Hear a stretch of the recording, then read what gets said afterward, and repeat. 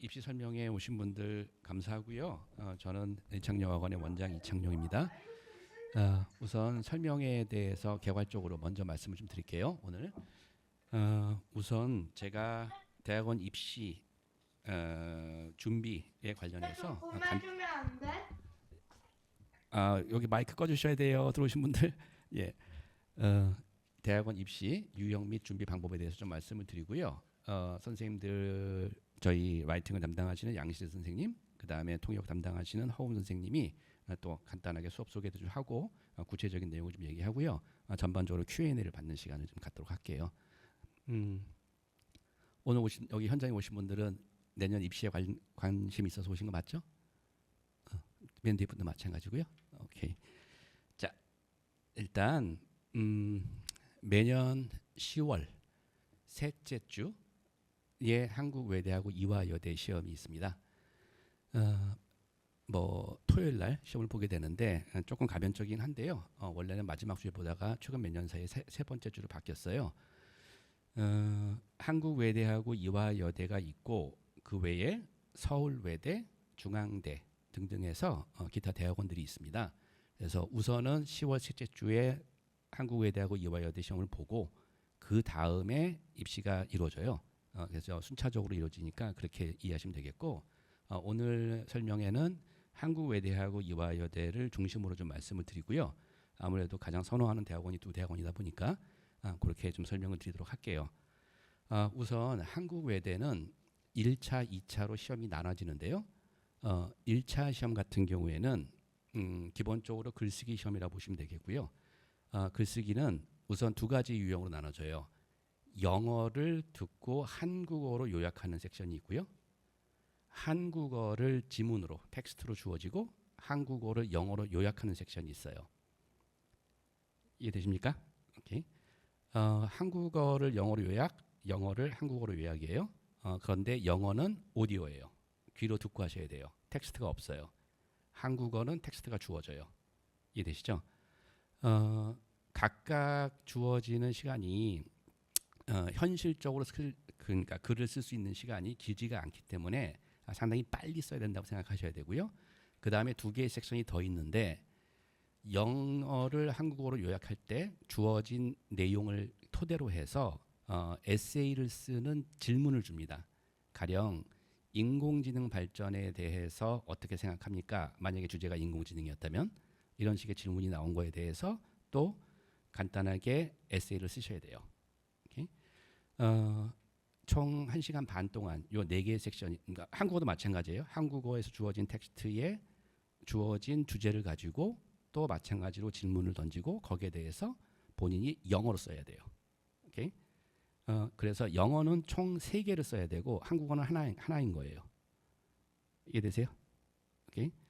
다시 한번 영어 귀로 듣고 오디오로 듣고 한국어로 요약, 그 다음에 영어 주제 관련해서 영어로 에세이 쓰기, 그 다음에 한국어 텍스트 주어지고 영어로 요약, 그 다음에 그 관련 주제에 또 영어로 쓰기. 그러면 4개 섹션 중에서 영어 글쓰기가 3개, 그 다음에 한국어가 하나라고 생각하시면 돼요. 이해되시죠? 오케이. 송연수 씨 이해되세요? 네. 네, 오케이. 제가 피드백을 좀 받아야 될 것 같아요. 불안해서 좀 다들 카메라를 안 켜고 있으니까 연수 씨가 오늘 조금 도와주세요. 오케이. 자, 그러면 우선 한국외대부터 말씀을 좀 드리면 1차 시험을 통과해야 2차 시험을 볼 수 있는 것이고, 경쟁률이라든가 이런 건 제가 이따 Q&A 시간에 좀 말씀을 드리도록 하고요. 우선 한국어로 글 쓰는 내용 자체는 일단 차치하고 영어 글쓰기가 주가 되기 때문에 영어로 글쓰기를 어떻게 해야 되느냐 여기에 대해서 고민을 좀 해야 될 것 같은데, 제가 지금 요 자료에 오늘 현장에 계신 분들은 자료가 있고요. 지금 줌으로 들어오신 분들은 여기 글씨가 잘 보일런지 모르겠는데, 제가 ST 이해도 뭐 이런 식으로 해놨어요. 여기서 말하는 ST는 소스 텍스트를 말하는 거예요. 오케이? 영어로 ST가 가령 인공지능을 주제로 해서 나왔다 칩시다. 그러면 그게 길이가 평균 5분에서 7분까지 가요. 5분에서 7분 정도까지 가니까 굉장히 길죠. 그거를 16줄 내로 요약을 하는 거예요. 실제로 텍스트는 굉장히 길 거예요. 아마 그거를 활자해서 텍스트로 만들면 우선 ST에 대한 이해도가 가장 중요합니다. 내용을 뭐 당연한 얘기겠죠. 내용 자체가 장황하게 전개가 되고요. 핵심만 파악해서 글을 쓰셔야 돼요. 노테이킹은 허용이 됩니다. 1차에서는 영한은 음성이고요. 한영 요약 텍스트인데 일단 영어 자체가 길게 나오기 때문에 노테이킹을 다 일일이 할 필요는 없겠죠. 핵심적인 내용을 잡아가면서 노테이킹을 하시고 구상을 하시고 글을 쓰셔야 된다는 얘기고, 한국어 텍스트 같은 경우에는 주어지니까 아무래도 지문이 그게 좀 더 용이하겠죠. 이게 중요한 부분인데 얼마나 쉽게 쓰는가예요. 그러니까 쉽게 쓴다는 말은 표조 기호는 쉽게 쓴다는 말은 좀 오해 소지가 있을 수 있겠는데 유치하게 쓴다는 거하고는 좀 다르고요. 우리가 일반적으로 생각할 때 아주 문어체 내지는 굉장히 그 딥한 내용의 글쓰기는 아니고요. 가볍게 쓰는 정도의 글이라고 생각하시면 돼요. 그래서 제가 쉽게 써야지 실수를 줄일 수 있다 이런 말을 잘 하는데 우리가 이제 학습을 해나가다 보면 여러분들이 좀 팬시한 표현이라든가 뭐 이런 것들을 많이 익히게 되잖아요. 그런 거를 많이 쓴다고 점수가 올라가는 그런 시험은 아니에요. 오히려 어떤 특정한 표현이나 이런 것들을 잘못 쓰면은 어떤 문맥에 맞지 않게 실수를 더 많이 할 개연성이 있거든요, 여러분들이. 그래서 일단 쉽게 써야 실수를 줄일 수 있다라고 제가 말씀을 드린 거고, 자신만의 문장으로 정확하게 아이디어를 구사한다. 즉 부분적으로 외운 구문들이 전체 문장 등과 조화를 이루지 못하면 더 어색해진다. 글쎄요. 일단은 떼놓고 뭐 그게 뭐 프리저럴 버브가 됐건 어떤 이디오매틱한 표현이 됐던 간에 그렇게 그 좀 비트 단위로, 그러니까 어떤 조각 단위로 자기가 외운 표현들을 잘못 연결해서 쓰면은 조화가 오히려 안 맞을 수 있기 때문에 자신만의 틀이 있어야 돼요. 그러니까 글쓰기에 있어서 가장 기본적인 것이 있는데, 물론 그거는 영어의 기본적인 질서 내지는 패턴을 따라야겠죠. 그 연습이 또 필요하겠고요. 텍스트를 많이 읽어야 되기 때문에 우선 질서란 말을 제가 자꾸 쓰는데 뭐 통상 우리가 문법이다 어법이다 이야기하는 거 다 포함해서 단순히 문법처럼 아니라 영어의 결을 이해해야 된다 뭐 이런 식으로 제가 해놨는데요. 글쎄요, 원어민들 글 쓴 거를 잘 쓴 글들을 보시면 여러분들이 사고의 전개가 굉장히 논리적이다 이런 느낌 받을 때가 많으실 거예요. 거기에 좀 익숙해지셔야 돼요. 그러니까 이들이 어떻게 영어답게 문장을 만들어 나가는지에 대한 그 결을 이해를 하셔야 지식으로 갖고 있는 문법 갖고는 이건 해결되는 건 아니거든요. 글 읽기에 많이 그 엑스포저가 이루어져야지 이게 가능해요. 그래서 일단은 1차 시험에 있어서 평가 기준을 이 정도로 보고 여기에 대해서 준비하는 차원에서 조금 말씀을 드리면, 우선 쉽게 읽히는 양질의 글들을 의미하자라고 했는데요. 어려운 글 읽을 필요 없으세요. 그러니까 대단히 어려운 내용을 가지고 우리가 테스트를 하는 것도 아니고, 여러분들의 눈높이에서 각자의 눈높이가 다를 수는 있겠죠. 자신의 눈높이에서 읽히는 글을 읽으셔야 돼요.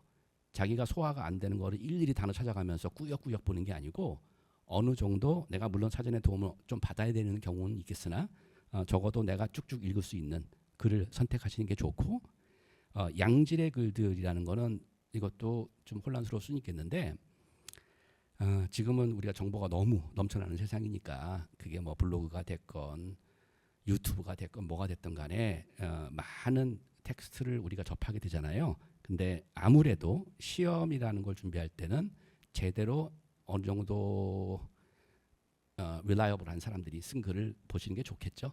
오케이? 뭐 주로 그러다 보니까 주요 일간지라든가 뭐 뉴욕 타임스라든가 이런 쪽의 글들을 우리가 많이 보게 됩니다. 오케이?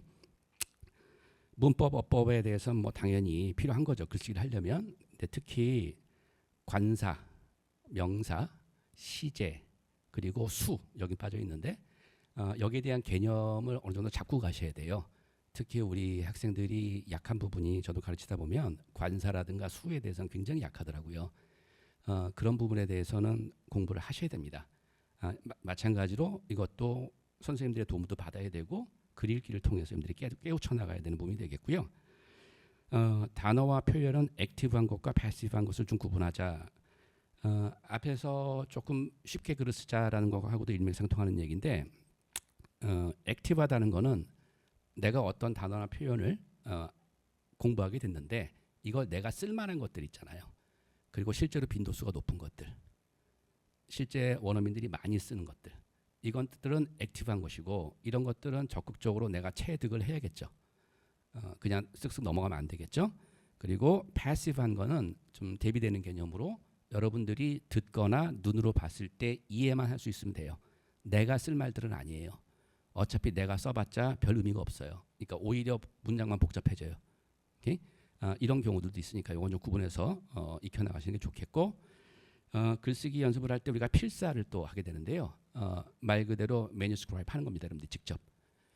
좋은 글들을 갖다 놓고 그게 문장 단위일 수도 있고요. 또는 패러그래프 단위일 수도 있는데 그 단위를 잘라놓고 여러분들이 한번 눈으로 보고 내용을 음미하면서 옮겨 적어보는 그런 방식이 돼요.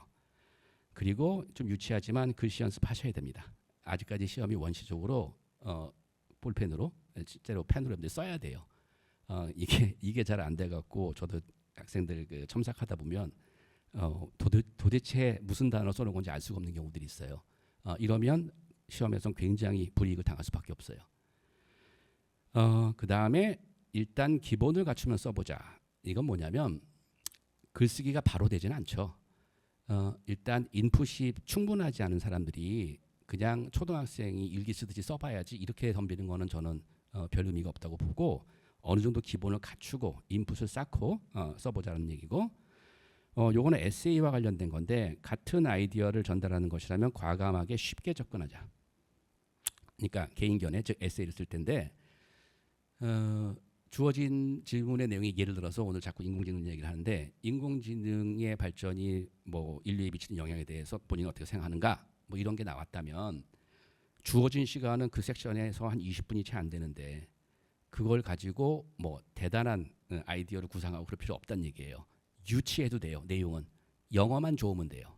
내용 자체에 그 힘을 쓰지 마세요.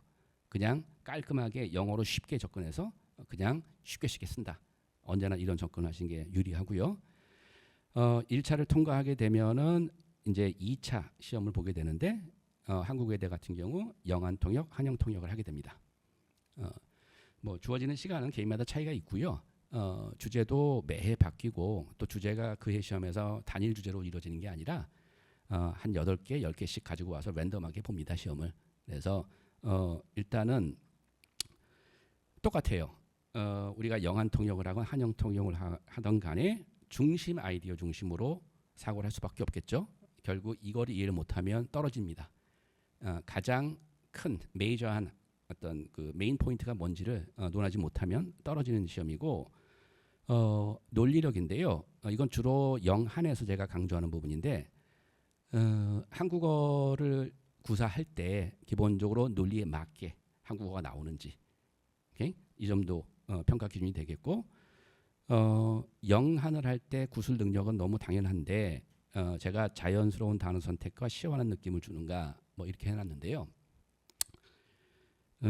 아무래도 통역을 하다 보면 좀 긴장하게 되고요. 자기가 조금 더 말을 적확하게 하고 싶은 욕구가 생기다 보면 너무 포멀한 단어를 찾게 되고요. 그래서 통역이 안 되는 경우도 많아요. 결국 평소에 한국어를 좀 더 연마하시고 시험을 보실 때는 떠오르는 대로 가셔야 돼요. 생각할 시간이 없습니다. 그리고 제일 중요한 포인트 중에 하나가 시원한 느낌을 주는 거예요. 그러니까 이 평가를 하시는 교수님들마다 개인 성향 차이는 있으나 대부분이 가장 강조하는 게 시원하게 화끈하게 하는 거예요. 가장 싫어하는 스타일이 답답한 스타일이에요. 말을 하는데 자신감이 없고 말의 속도가 너무 떨어진다거나 목소리가 너무 작다거나 등등 해서 답답한 사람을 가장 싫어합니다. 교수님들은. 이거를 명심하고 퍼포먼스 차원에서는 늘 훈련을 하셔야 되는 부분이고요. 당연히 소리도 중요하죠. 특히 영어로 이야기할 때 그게 발음이 될 수도 있겠고 톤이 될 수도 있겠고요. 목소리의 크기 등 이 모든 것들이 소리에 다 포함되고요. 심지어는 글쎄요. 여러분들이 뭐 아이 컨택을 한다거나 이런 것도 굉장히 중요합니다.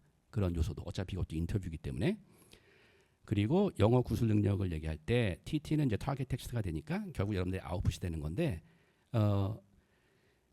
기본적으로 교수님들이 보고 싶은 거는 영어 구술 능력이지 통역 능력이 아니에요. 여러분들은 프로페셔널한 통역사들이 아니죠, 당연히. 그리고 심지어는 여러분들이 학원에서 어느 정도 훈련을 하고 왔다라는 것도 전제하지 않아요. 그냥 이 친구가 순수하게 영어로 말을 할 줄 아는가 못하는가를 보고 싶은 거예요. 그렇기 때문에 TT만 들었을 때, 즉 타겟 텍스트만 들었을 때 얼마나 영어다운가, 이 말은 뭐냐면 ST가 있잖아요. 가령 주제가 인공지능이 나왔어요. 한국어가 1분 30초 정도를 우리가 기준으로 보는데 그 1분 30초를 전부 다 통역하는 게 아닙니다. 여러분들은 기본적으로 구술력을 보기 위한 요약이라고 생각하시는 게 나아요. 오케이?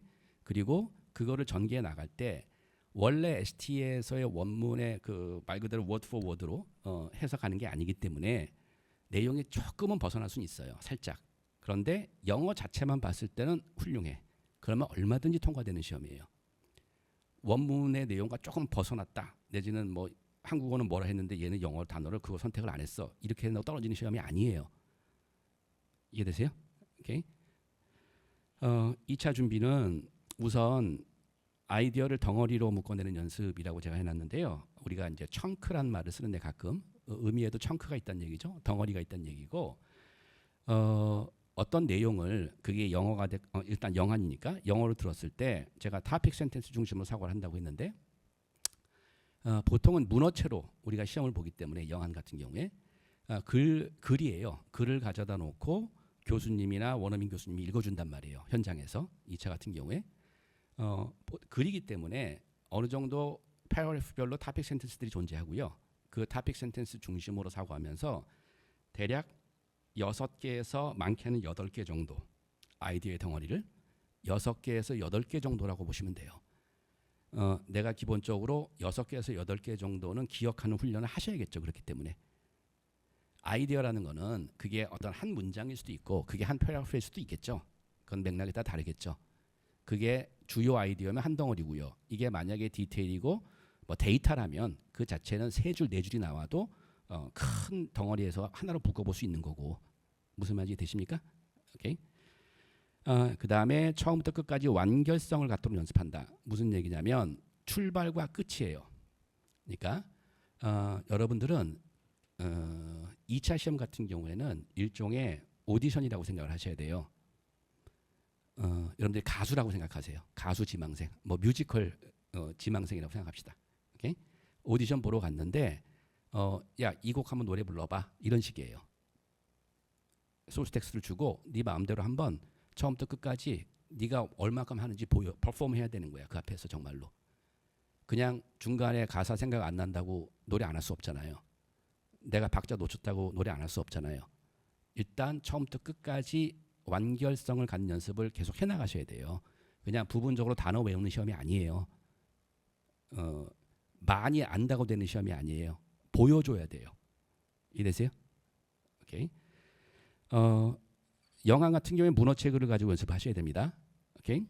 그리고 매일 포멀한 한국어 텍스트를 소리내어 읽을 것. 이건 뭐냐면 우리가 생각보다 한국어로 말을 할 때 여러분들이 한국어가 생각보다 잘 안 나와요. 실제 특히 이 통역 세팅이 되면 여러분들이 굉장히 긴장하는 것도 있겠지만 한국어가 되게 답답하고 유치하게 돼요. 오케이? 한국 사람이라 하더라도 그래요. 당연히. 그러니까 한국어 텍스트 좋은 거 갖다 놓고 소리내서 읽는 연습 하루에 뭐 10분이면 10분, 20분이면 20분 해야 돼요. 한국 사람들도. 그 다음에 시원시원하게 말하는 연습해야겠고요. 한영 부분에서 좀 어려운 부분에 대해서 집착하지 말자. 제가 이런 말을 써놨는데 한영 특히 국내파 학생들은 한영에서 어떤 주어진 아이디어가 이건 도저히 내가 접근이 안 돼. 이런 경우들이 있어요. 말 자체가 너무 어렵다거나 논리가 잘 이해가 안 되거나 그럴 때 거기에 집착하면 다른 말도 아무것도 못하고 끝나버려요. 오케이? 넘어갈 줄 알아야 돼요. 맥락에 따라서는. 그다음에 정확성도 중요하지만 치고 나가는 힘이 더 중요하다.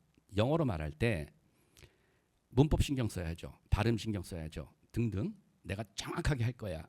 이거에 얽매이면 전체적으로 퍼포먼스가 뚝 떨어지죠. 우리가. 오케이? 제가 치고 나간다는 말을 써놨는데 일맥상통하는 얘기입니다. 결국 밀고 나갈 수 있는 능력을 보여줘야 돼요. 오케이? 그 다음에 특히 한영에서 소리 연습하는 거 굉장히 중요합니다. 원어민처럼 발음이 돼야 된다 그런 말씀드리는 건 아니에요. 저 역시 그것도 저도 마찬가지로 힘든 사람이기 때문에 그렇게 제가 말씀드리는 건 아니고 누가 들어도 부담스럽지 않는 소리 나오셔야 돼요. 영어로 얘기할 때 클리어해야 돼요. 이게 훈련이 제대로 안 돼서 듣는 사람이 거북하거나 듣는 사람이 잘 이해가 안 될 정도다 발음이 그러면 떨어집니다. 아무리 내용이 좋아도. 이해되세요? 오케이. 이화여대는 뭐 제가 이거 일일이 지금 말씀드릴 시간은 조금 부족할 것 같고요. 그냥 상대적으로 이화여대는 일단 1차 시험이 없어요. 그냥 이틀에 걸쳐서 영안 통역 하루, 한영 통역 하루 이렇게 시험을 봐요. 이화여대는 한국외대와 비교했을 때 다 90% 거의 유사하다고 보시면 되는데 통역에 있어서 이화여대는 디테일을 조금 더 중시하는 경향이 있어요. 그래서 아이디어의 양을 최대한 늘릴 필요가 있고 그 훈련은 조금 특별하게 할 필요가 있겠고요. 특히 이화여대는 한영할 때 플루언시라고 해야 될까요? 그러니까 기본적으로 속도감과 발음 이쪽을 상당히 중시하는 문화적으로 그런 경향이 있습니다. 그래서 상대적으로 해외 학생들이 조금 더 유리한 경향은 있어요. 문화적으로 그 정도만 생각하시면 큰 차이는 나머지는 없다고 보고요. 이 메모리 얘기는 늘상 나오는 얘기니까 제가 조금 그냥 간단하게 말씀을 드리면 메모리라는 거는 우리가 기억력이라는 거는 기본적으로 훈련을 통해서 확장할 수 있습니다. 그런데 그 물리적인 훈련 이전에 선행이 돼야 되는 게 이해력과 논리력입니다. 우선 영어를 듣고 소리를 못 잡고 내용을 이해를 못하면 메모리는 아무 의미가 없는 거겠죠, 당연히. 그러니까 훈련을 해야 되는 것은 우선 이해력을 증진하고 그 다음에 메모리를 점차 강화시켜 나가는 거지. 영어가 잘 안 되고 영어를 잘 못 듣고 영어를 들을 때 이해를 잘 못하는 사람이 메모리 연습을 하는 거는 앞뒤가 안 맞는 얘기예요. 오케이? 그래서 논리적 사고를 기본으로 순차적으로 늘려간다라는 거예요. 그러니까 우리가 이제 수업을 하게 되면 제가 많이 하는 말 중에 하나가 여러분들이 어떤 내용을 쭉 듣게 되면 그게 영어건 한국어든 간에 여러분들은 운전을 하는 사람처럼 출발해서 도착지까지 하나씩 하나씩 좌회전 우회전 짚어나가는 거예요. 매핑을 하는 거예요. 머릿속에서. 그게 메모리 훈련이고 청크는 6개에서 8개라고 생각하고 늘 그 훈련을 하시면 되는 겁니다. 이대 같은 경우에 너무 시사적인 거 전문적인 내용은 거의 안 나온다고 보면 되시겠고요. 좀 가벼운 주제, 일반 주제가 많고요. 한영 같은 경우에 글쎄요. 아이디어의 간결화 쪼개기 연습 제가 이런 거는 뭐냐면 한국어의 특징상 한 문장 안에 아이디어가 2개, 3개, 4개씩 막 들어가요.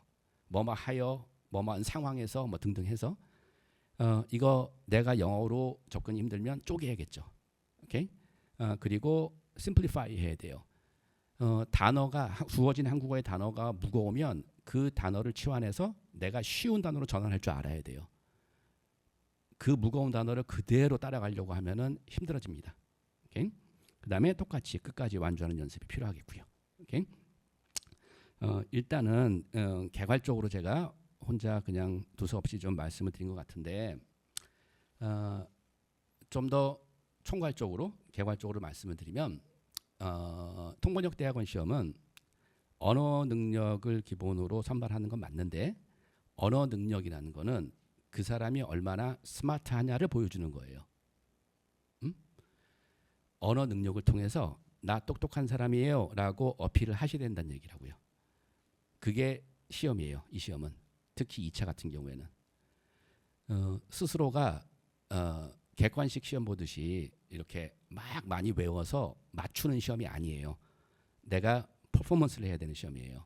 결국 아웃풋이 안 나오면 아무 의미 없는 학습이에요. 그래서 다시 한번 강조하면 많이 아는 것보다 어떻게 더 잘 보여주느냐가 더 중요한 시험이고 오히려 너무 많이 알면 간섭이 생기고 역작용이 생겨요. 쓸데없이 이상한 단어 쓰게 되고요. 오케이? 기본기를 굉장히 중시 여기는 시험이 됐어요. 지금 통대 입시는. 그러니까 이 친구가 기본적인 아이디어를 말할 때 자신의 틀을 딱 가지고 자신감 있게 말을 할 수 있는 패턴을 몸에 딱 가지고 있구나.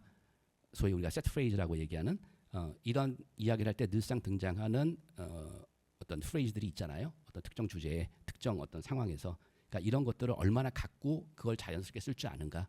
결국 이거 테스트하는 거예요.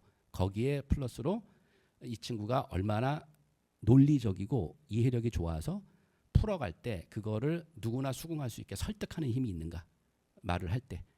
그게 한국어건 영어든 간에 그걸 보고 사람을 뽑는 시험이에요. 그래서 조금 여러분들한테는 추상적으로 들릴 수는 있겠으나 스스로가 만약에 입시를 준비하신다면 출발점은 다 다르실 거예요. 그러나 어쨌든 궁극적으로 지향해야 되는 거는 내가 말을 하고 내가 상대를 만나서 인퍼슨으로 만나서 이렇게 설득을 할 때 나는 그렇게 비춰지는 사람인가? 응? 내 모습을 그렇게 만들어가는 과정이라고 생각하셔야 되는 거예요. 거기에는 여러 가지 작은 요소들이 다 합쳐지겠죠. 이해되세요? 오케이. 너무 좀 뜬구름 잡는 얘기 같아서 죄송하긴 합니다만 이따가 Q&A 시간에 여러분들 얘기를 들으면서 제가 좀 더 디테일한 얘기를 많이 말씀을 드릴 테니까 지금 뭐 크게 걱정하지 마시고요. 우선 저기 허운 선생님하고 양시재 선생님이 통역하고 라이팅에 대해서 좀 더 구체적인 예시를 가지고 말씀을 드릴 거예요. 바로. 그러니까 그거 한번 들어보시고 제가 지금 들은 말이 쭉 열거해서 말을 하다 보니까 여러분들이 혼란스러울 수 있으니까 Q&A 시간에 본인들이 갖고 있는 생각을 제가 좀 알아야 되니까 한번 적극적으로 한번 말씀을 나누는 걸로 할게요. 네, 그러면 이어서 하도록 하겠고요. 저는 허훈이라고 합니다. 여기서 지금 실전 B반, C반을 강의하고 있고요. 그래서 원장님 실전 A반 같은 경우에는 월수금 일주일에 3시간씩 3번을 수업하고 B반 같은 경우에는 화목 같은 10시부터 1시에 일주일에 2번. 그래서 수업 일수가 하루가 일주일에 더 적고요. 그다음에 C반 같은 경우에는 일주일에 2번에서 C반 같은 경우는 저녁 때 제가 강의를 하고 있습니다. 7시에서 10시 사이에 강의를 하고 있고 저 같은 경우도 이제 학원 개원과 함께 여기서 벌써 이제 강의를 한 지 12년, 13년이 됐네요. 저 같은 경우도 통대를 좀 늦게 간 편이에요. 결혼하고 애기 아빠 되고 딸내미가 초등학교 3학년 때 제가 통대에 들어갔으니까 지금 좀 늦게 간 편이고 졸업하고 바로 여기서 강의를 시작해서 어느덧 벌써 강의를 한 지도 12, 13년째가 돼가고 있네요. 그래서 일단 오늘 제가 여러분들에게 설명을 드릴 주제는 통역이고요. 그 중에서 한영 통역에 대해서 설명을 드리려고 해요.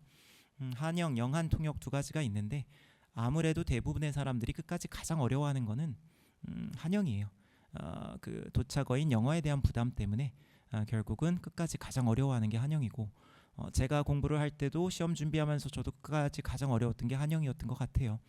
그래서 여러분들에게 짤막하게나마 제가 공부할 때 좀 아쉬웠던 거 학원이나 뭐 학교에서 설명회 같은 데에서 우리는 이런 통역을 원한다라는 어떤 가이드라인을 좀 제시해 줬으면 조금 공부하는 게 조금 더 수월하지 않았을까라는 생각이 들었어요. 공부를 시작하면서 과연 내가 이렇게 통역을 하는 게 맞는 건지 학교에서 원하는 게 이런 퍼포먼스인지 이런 거에 대해서 혼자 저도 고민을 좀 하고 그거에 대한 답을 정확하게 제시해 준 사람이 없었기 때문에 끝까지 이게 과연 맞는 건지 의문을 가졌던 것 같고요.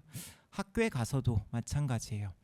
학교에 가도 왜 학교 차원에서 우리는 이런 통역을 지향한다 뭐라고 이렇게 이야기를 해주면 좋을 것 같은데 교수들끼리도 통합된 의견이 없어요. 그래서 A라는 교수의 통역 수업을 1학기 때 들었다가 그 사람이 원하는 방향으로 통역을 이렇게 계속 해나가서 점수를 잘 받고 그 다음 학기에 이제 B라는 교수의 수업을 들으면 또 다른 방향의 통역을 선호해서 조금 교수들끼리도 이런 통합된 의견이 없다 보니까 학교 차원에서도 내가 어떤 교수가 채점을 하는 강의실에 들어가는지에 따라서 입시를 보는 여러분들의 점수도 달라질 수 있는 그런 결과들이 나오다 보니까 좀 아쉬움이 되게 많았고 그래서 교수들마다 조금씩 통역에 대한 의견이 다를 수는 있지만 전반적으로 이거는 다 공통적이다라고 생각하는 것 정도를 제가 오늘 한번 설명을 드리려고 해요.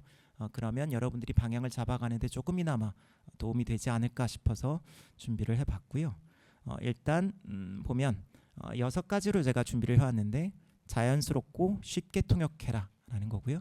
두 번째가 나무보다는 숲을 보는 능력을 키워라. 하나하나 이제 자세히 설명을 해드릴 거니까 뭐 그냥 들으시면은 되겠습니다.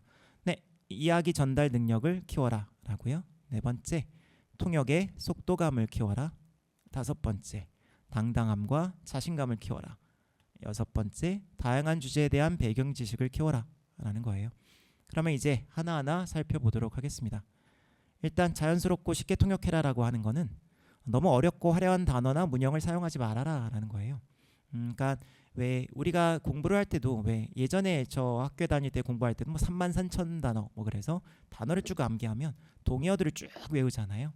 그러면 통역을 하다가도 좀 화려한 단어, 이거 좀 어렵다라고 느껴지는 단어, 내가 이것도 압니다라고 좀 과시하고 싶은 단어들을 사용할 때가 있는데 단어마다 동의어라고는 하지만 그 내포된 뜻이죠. 커너테이션이 다 조금씩 다르기 때문에 그 상황에 맞는 단어를 쓰는 게 좋고요.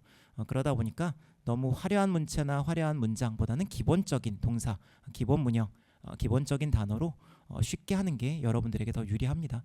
그래서 왜 원어민들이 영어를 하는 거 들어오면 딱 먼저 드는 생각은 참 쉽게 말한다라는 거잖아요. 그렇기 때문에 여러분들에게도 바라는 거는 어떤 화려한 문양이나 화려한 단어, 어휘력을 구사하는 게 아니라 그냥 평범한 단어와 가장 기본적인 동사, 기본적인 문형을 사용하는 게 여러분들에게는 더 유리하다라고 볼 수가 있겠습니다. 그래서 정확한 커너테이션을 모르면 단어는 표현을 피해라라는 건데, 그러니까 아까도 말씀드린 것처럼 왜 냄새라는 그게 있겠죠. 그래서 stench라고 갈 수가 있는데 냄새라고 갈 때 이 stench라는 거는 약간 안 좋은 향을 얘기할 때 하죠. stench나 odor 같은 거. 그러면 왜 중립적인 건 뭐예요? scent나 smell 이런 거는 뭐 good smell, bad smell 갈 수가 있겠고요. 그러나 이 stench나 odor 같은 거는 약간 부정적인 약간 의미가 뉘앙스가 들어가고 긍정적인 건 fragrance, 뭐 aroma 이런 게 있겠죠. 근데 마찬가지로 문장을 쓰는데 I really like the stench that's coming from the window. 그러면 like와는 어울리지가 않는 거죠. 안 좋은 냄새를 내가 좋아한다라고 가는 거기 때문에. 그래서 이런 무작정 우리가 동의어라고 생각했던 것들이 사실은 이런 조금의 차이가 있고, 이런 거가 커넥테이션이 문장에 맞지 않는 걸 사용하다 보면 그 자체로 어색함이 느껴질 수가 있어요. 그래서 그런 것들이 되게 많죠. 만약에 해고를 하다 그럴 때 I was fired from my job. fired가 있고요. I was laid off from work가 있죠. laid off가 있죠. 그러면 그 차이는 뭐예요? fired는 내가 어떤 사유를 제공해서 내 잘못으로 내가 해고를 당하는 거죠. I was laid off로 가게 되면 그거는 내 잘못이 아니에요. 회사의 사정상 구조조정을 위해서 내가 결국은 일자리를 잃게 됐다라는 거죠. 그래서 그런 작은 뜻들, 커너테이션이 조금씩 다른 단어들인데 이거를 우리가 제대로 모르고 아무 문장에 사용하다 보면 그 단어 하나로 좀 부자연스러움이 느껴질 수가 있어서 자연스럽고 쉽게 통역하라는 거예요. 내가 확실히 쓰임을 아는 단어만 가지고 여러분이 기본적인 동사를 이용해서 기본적인 문형으로 그렇게 통역을 하는 게 가장 안전하고 좋은 점수를 받을 수 있는 방법이 되겠습니다. 두 번째, 나무보다 숲을 보는 능력을 키워라 라는 거는 여러분이 보는 시험은 엄밀히 말하면 통역 시험이 아니에요. 제가 통대에 갈 때만 하더라도 한국 외대에서 입시 요강을 보면 통역이라는 얘기가 없었어요.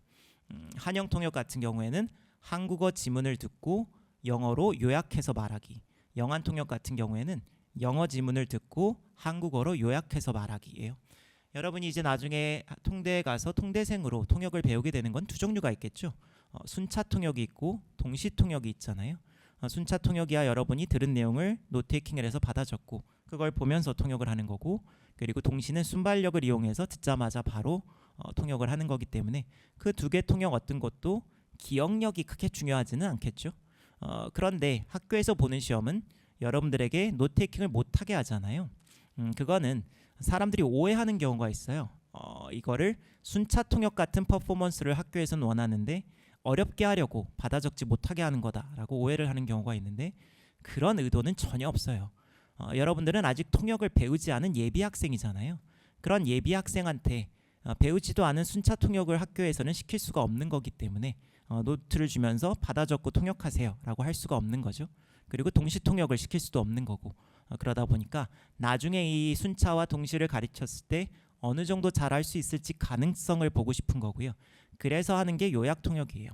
절대로 여러분들에게 순차 통역만큼의 정확한 통역을 원하면서 받아 적지 말라고 하는 건 아니에요. 만약에 그렇게 한다면 정말 나쁜 사람들이죠. 그런 의도는 전혀 없고 여러분들을 쉽게 해주려는 거예요. 그렇기 때문에 중의를 주고 받아 적으려고 하는 순간 그건 순차가 되고 모든 내용을 하나하나 빠짐없이 잡아야 되는 부담을 여러분들이 떠안을 수밖에 없기 때문에 학교 입장에서는 그럴 필요 없다라는 거예요. 대략적인 내용만 핵심 포인트만 정확하게 잘 추려서 그거를 자연스럽게 한번 말해보라는 거지 여러분들에게 하나하나 디테일까지 다 외워서 하라는 거 아니에요. 그래서 통대 수업을 이제 가장 먼저 학생들이 들으면 대부분의 학생들이 먼저 하는 질문이 그거예요. 선생님 저 암기력이 딸려서 사실 힘들다라고 얘기하는데 절대로 여러분들의 암기력을 평가하려는 그런 의도는 없어요. 그러니까 여러분들이 핵심 내용만 잘 요약할 수 있으면 돼요. 우리는 사실 2시간짜리 영화를 봐도 야 저거 뭔 내용이었어? 라고 친구가 물어보면 그냥 2시간짜리를 우리가 요약해서 줄줄 얘기할 수 있는 능력이 있잖아요. 근데 이 통역시험 같은 경우에는 외대 같은 경우가 한 200단어 정도 내외, 이대가 한 150단어 정도 내외인데 그거를 듣고 핵심 포인트를 여러분이 못 잡는다라는 건 말이 안 되겠죠. 그러니까 기억력이 크게 필요한 게 아니에요. 핵심 포인트만 여러분들이 정확하게 이해해서 전달할 수 있으면 되는 거라서 그래서 통대 입학시험은 단기 암기력을 평가하는 시험이 아니다라는 거예요. 그래서 내가 디테일을 많이 숫자가 나오면 그 소수점까지 내가 정확하게 잡으면 내가 막 합격할 것 같은 착각을 학생들이 하는데 절대 아니에요. 나열된 내용 이런 거 못 잡아도 상관없어요. 그 나열된 게 뭘 의미하는지만 내가 파악해서 잡아주시면 되는 거고 숫자가 많다 크다 이런 것만 잡아주시면 느낌만 전달해주면 되는 거지 하나하나 이런 거 디테일적인 거에 여러분들이 연연할 필요가 없습니다. 그래서 무엇이 메인 포인트이고 무엇이 디테일인지를 파악하면 돼요. 그래서 제가 학생들에게 많이 추천드리는 게 수업 때는 제가 하지는 않는데 집에서 따로 공부할 때 한한 통역을 연습해 보라고 해요. 한국어 지문을 내가 기사를 읽고 그거를 쉽고 간단하게 한국어로 요약하는 연습을 좀 해보시라는 거예요. 그래서 힘들고 긴 한국어 지문을 그대로 영어로 옮기는 게 아니라 한국어 지문을 내가 듣고 그거를 짤막하고 쉽게 내가 한국어로 요약할 수 있고 그거를 영어로 바꾸는 중간 과정을 두고 한번 통역을 연습해 보시라는 거죠. 그래서 한국어 내용을 지문을 한국어로 쉽고 간략하게 요약하는 능력만 여러분들이 키워도 한영 통역 같은 경우에는 훨씬 더 쉽게 여러분들이 접근할 수가 있어요. 그래서 그냥 무조건 외워서 한국어 지문을 그대로 가는 게 아니라 한국어 지문을 쉽고 간략하게 요약하는 연습을 좀 꾸준히 해보시면 여러분들이 이런 입학시험에 맞는 취지에 맞게 통역을 하는데 훨씬 더 도움이 될 수가 있겠습니다. 네, 그래서 이런 문장을 보면 지난해 한국인의 합계 출산율은 0.837명으로 전 세계에서 압도적인 꼴찌를 기록했다. 이런 거가 만약에 통역 지문에 나오면 많은 학생들이 0.837 이런 거를 막 외워요 머릿속으로. 그래서 숫자를 잡는데 큰 그림을 놓치는 거죠. 숫자 하나도 안 잡아도 돼요. 여기서 핵심 뭐예요? 전 세계에서 압도적으로 꼴찌였다라는 게 사실은 핵심이죠. 0.837명 안 잡아도 상관이 없어요. 그래서 last year Korea recorded by far the lowest total fertility rate in the world. by far 압도적으로 낮았다라는 것만 잡아주면 숫자는 못 잡아도 아무런 상관이 없어요.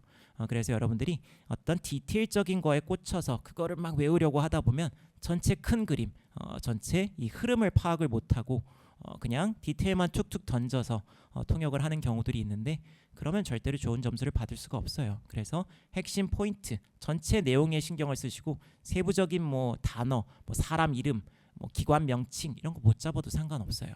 만약에 통계청이 나왔다 모르겠다 그러면 그냥 government agency 이렇게 가시면 되고요. 여러분이 구체적인 어떤 명사를 몰라도 대략적으로 가면 되는 게 여러분이 보는 입학시험이에요. 물론 나중에 학생이 돼서 순차 통역을 볼 때는 하나하나 다 놓치면 숫자도 놓치면 감점, 그 고유명사도 놓치면 다 감점이겠지만 여러분이 보는 입학시험은 예외적으로 아까도 말씀드린 것처럼 순차 통역 시험이 결코 아니고요. 요약 통역 시험이기 때문에 이런 작은 어떤 디테일이 빠졌다고 해서 여러분의 점수에 전혀 영향을 미치지가 않기 때문에 조금은 핵심 포인트를 여러분들이 좀 파악하는 걸로 들으시면 되겠습니다. 그래서 들을 때 되게 저는 의아하게 생각했던 게 처음에 강의를 시작하면서 왜 한영과 영한 통역을 시켜보면 학생들이 그 영한 통역을 시킬 때 원문에 대한 이해도가 더 높아요. 사실 모국어가 아닌 영어 지문을 들려주는 영한 통역인데 그 원문에 대한 이해도는 차라리 영한 통역이 더 좋은 거예요. 이 마이크가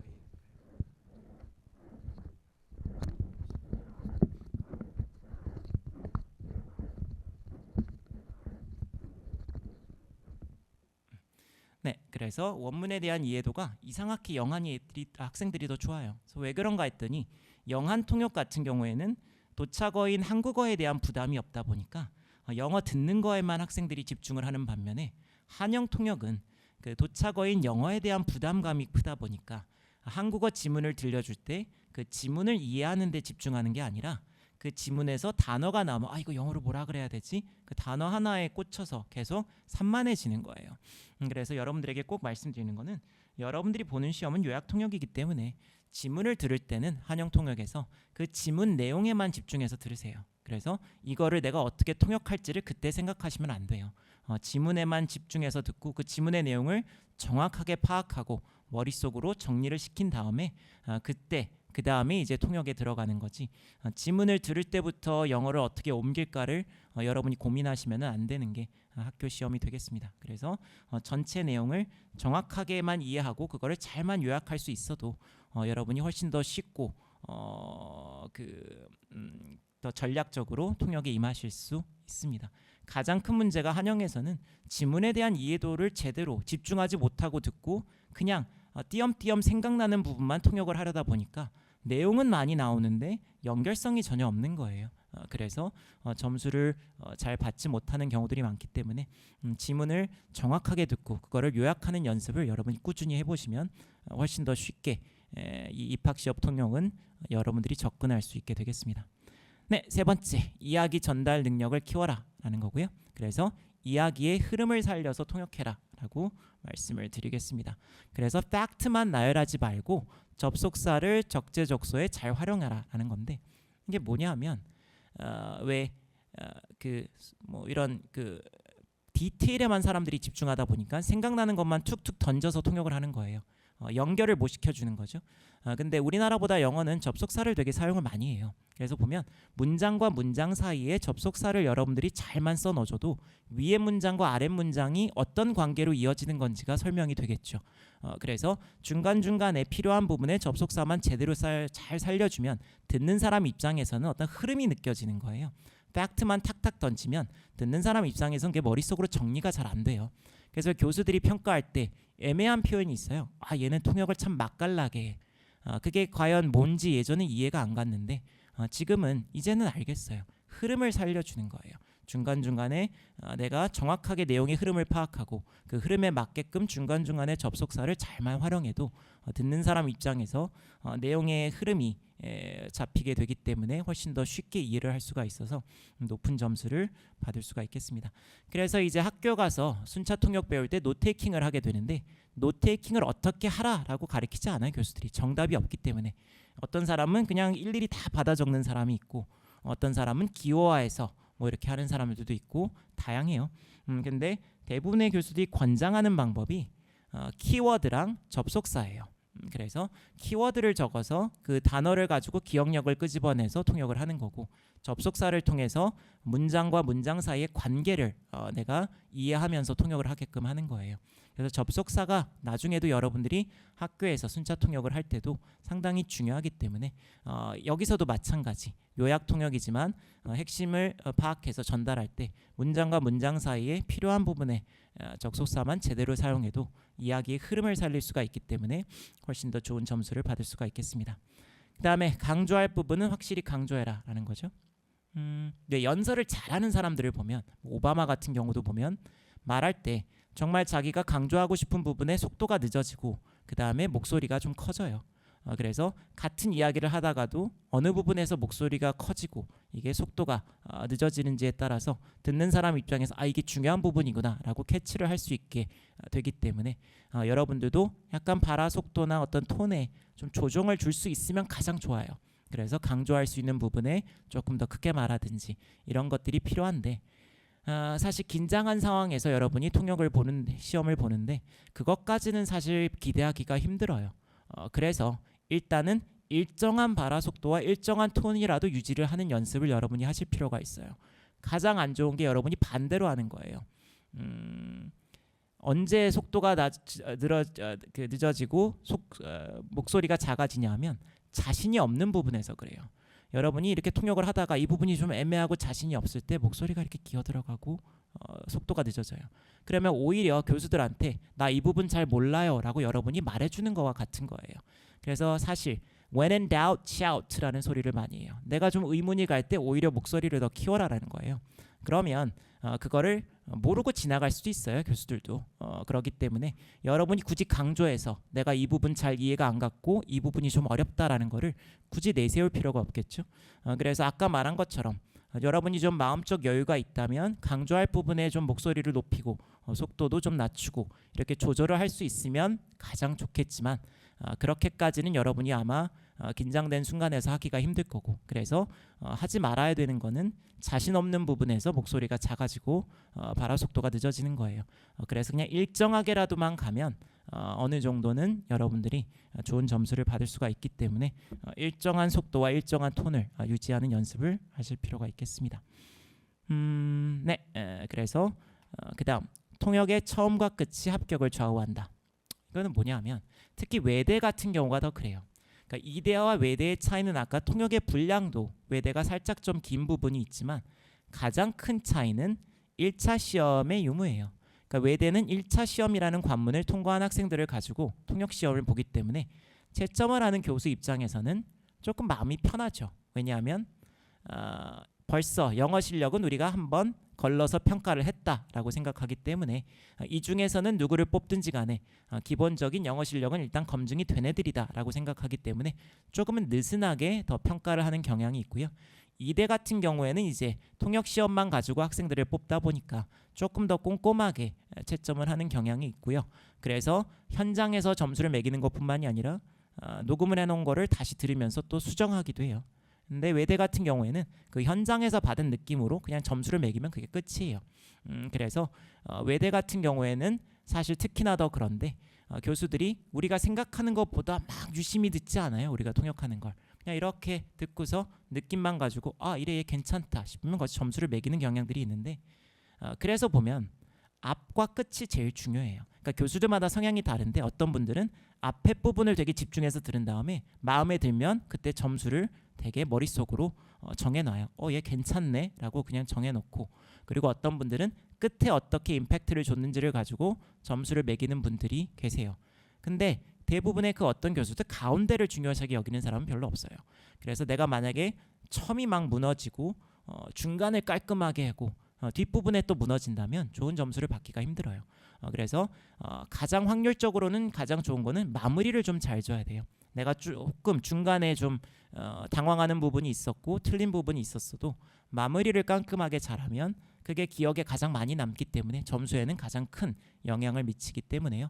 여러분이 중간보다는 처음과 끝을 조금 더 신경 써서 그렇게 통역을 하실 필요가 있겠습니다. 네 번째, 통역의 속도감을 키워라 하는 건데, 이거는 통역이라는 직업의 특성을 생각하시면 돼요. 내가 아무리 통역을 잘한다고 하더라도 내가 회의장에 가서 통역을 하는데 연사가 1분 말하는 거를 내가 통역을 2, 3분을 한다. 그러면 통역사 때문에 회의가 길어지는 거잖아요. 그러면 그런 사람은 다시는 안 불러요. 그래서 속도가 되게 중요해서 외대 같은 경우에도 졸업시험을 볼 때 4분 분량의 내용을 들려주고 순차 통역 시험 볼 때 그거를 4분 30초 이내에 통역을 마무리 져야 돼요. 4분 30초가 넘어가게 되면 다 틀렸다고 간주를 해서 감점을 하게 되고 그만큼 시간을 중요시 여기는 거예요. 그래서 여러분들이 보는 입학시험은 교수들이 시간을 재고 끊지는 않을 거예요. 그렇지만 너무 늘어진다 싶으면 그래 거기까지만 합시다 그리고 끝내버릴 거예요. 그러면 사실 좋은 점수를 기대하기가 좀 어려운 경향이 있기 때문에 속도감을 여러분이 분명히 키우실 필요가 있어요. 그래서 첫 번째는 불필요한 필러를 없애라 라는 건데, 필러 뭐예요? 저도 이렇게 말하다가 갑자기 말문이 막히면 뭐 대본이 있는 게 아니기 때문에 그냥 뭐 이렇게 소리내면서 약간 취임새라 그러죠. 이런 게 들어가죠. 그래서 뭐 이렇게 소리내는 것도 필러고요. 그 다음에 뭐 you know, well, like 뭐 이런 거 like가 뭐뭐와 같다라는 게 아니라 그냥 의미 없이 쓰는 거 있죠. 되게 미국 같은 경우 청소년 여자애들이 되게 많이 해요. 너 어제 뭐 했어? 그러면 어제 남자친구랑 영화 봤는데 영화가 되게 재밌었어요. 이거 말할 때 well, like I went to the movies with like my boyfriend and like the movie was really good. 이렇게 아무 의미 없이 중간에 필러로 쓰는 like가 있는 거죠. 그래서 필러를 다 줄일 필요가 있지만 특히 like라는 필러를 아주 싫어해요, 교수들이. 그렇기 때문에 내가 나도 모르게 습관적으로 like를 필러로 쓰는 습관이 들었다면 반드시 고치실 필요가 있고, 아까도 말씀드린 것처럼 필러가 사실 원어민들도 중간중간에 you know, well 이렇게 필러 많이 들어가요. 그러나 되게 자연스러운 언어의 이게 하나의 언어 습관인 거죠. 그러나 통역사는 아까 말한 것처럼 시간이 중요한 직업이다 보니까 여러분들이 이제 학생 신분으로 중간고사, 기말고사, 졸업시험 이런 거 볼 때는 채점 항목에 필러도 있어요. 그래서 필러를 많이 쓰게 되면 그런 걸 하나하나 세 갖고 감점을 하게 되는데, 여러분이 보는 입학시험에서 아마 필러를 채점 항목으로 두진 않을 거예요. 근데 너무 많이 필러가 들어간다. 그러면은 분명 그것도 마이너스가 되기 때문에 필러를 최대한 줄이려는 연습을 지금도 여러분이 하시면은 지금부터라도 하시면 더 좋을 것 같고요. 그래서 같은 의미에서 백트래킹을 줄여라 라고 했는데, 이거 뭐예요? 통역을 했는데 단어 선택 하나가 마음에 안 들고 뭔가 좀 마음에 안 들어요. 그러면 되게 그런 학생들 많아요. 수업 때도 발표를 시키면 선생님 죄송합니다, 저 이 부분 다시 할게요, 돌아가는 거죠. 이거를 백트래킹이라고 해요. 근데 시간이 중요한 게 아까 제가 통역이라 그렇게 했기 때문에 백트래킹도 감점이 커요. 그래서 여러분이 백트래킹을 안 할 수는 없어요. 만약에 내가 통역을 했는데 생각해 보니까 연사가 말한 거랑 반대로 얘기를 해버린 거예요. 그러면은 이거는 사실 그거에 대한 감점이 너무 크기 때문에 양해를 구하고 죄송합니다, 이 부분 다시 하겠습니다 라고 돌아가서 하는 게 맞아요. 백트래킹에 대한 감점을 감수하더라도 오역에 대한 감점이 더 크기 때문에. 근데 그런 게 아닌 경우 그냥 단어 선택 하나 이런 거에 하나가 좀 마음에 안 들어서 그런 자잘구레한 실수 때문에 백트래킹을 계속하는 분들, 이런 분들은 좀 습관을 고치셔야 돼요. 그래서 완벽주의자를 통역에서는 싫어해요. 그러니까 완벽 꼼꼼한 성격이 번역사에게는 되게 중요한 자질이에요. 나에게 충분한 시간이 주어지고 꼼꼼하게 번역 작업을 해야 되는 거기 때문에. 그러나 통역은 시간이 중요한 거기 때문에 내가 문장 한 문장 한 문장 말할 때 너무 꼼꼼해서 시간이 많이 걸리는 사람들은 결코 선호하지 않기 때문에 어떤 빠르게 속도감 있게 통역을 하는 연습을 여러분들이 꼭 하셔야 됩니다. 그런 의미에서 자잘한 물법 실수에 너무 신경 쓰지 말아라라는 거예요. 공부를 할 때는 여러분들이 꼼꼼하게 따져가면서 공부를 해야 되지만 통역을 할 때는 그런 거 신경 쓰시면 안 돼요. 조금 틀린 부분이 있고 마음에 안 든 문장이 나왔더라도 되돌아가기보다는 그냥 쭉 이어서 통역을 하는 게 여러분들에게는 더 좋은 그런 방법이 되겠습니다. 그래서 아까 말한 것처럼 오역 같은 경우 너무 큰 실수이기 때문에 그때는 백트래킹을 하는 게 맞지만 그렇지 않으면은 조금 그냥 밀고 나가시는 게 여러분들이 통역을 하는 데에는, 점수를 받는 데에는 훨씬 더 좋은 방법이 되겠습니다. 그래서 특정 단어 하나에 너무 신경 쓰지 마라 하는 얘기도 마찬가지예요. 단어 하나가 되게 통역을 시켜보다면 수업 때 본인이 분명 여기에 딱 적절한 좋은 단어가 있는데 그게 생각이 안 나는 거예요. 그러면 그게 생각이 날 때까지 계속 끙끙거리시는 분들이 계세요. 그러면 안 돼요. 그러니까 바로 내가 머릿속에 안 떠오르는 단어는 통역에는 못 쓴다라고 생각하시면 돼요. 그러니까 빠르게 포기할 줄도 알아야 돼요. 그래서 대체 단어로 넘어가야 되는 거죠. 좀 마음에 안 들더라도. 그래서 단어 하나하나에 너무 집착하지 말고 넘어가시면 돼요. 그렇기 때문에 그런 단어 하나하나 너무 신경 쓰지 마시고 빠르게 대체 단어를 찾아내서 넘어가는 그런 연습들을 꼭 하실 필요가 있습니다. 그리고 고유명사도 마찬가지죠. 만약에 텍스트에 국민의힘당이 나왔어요.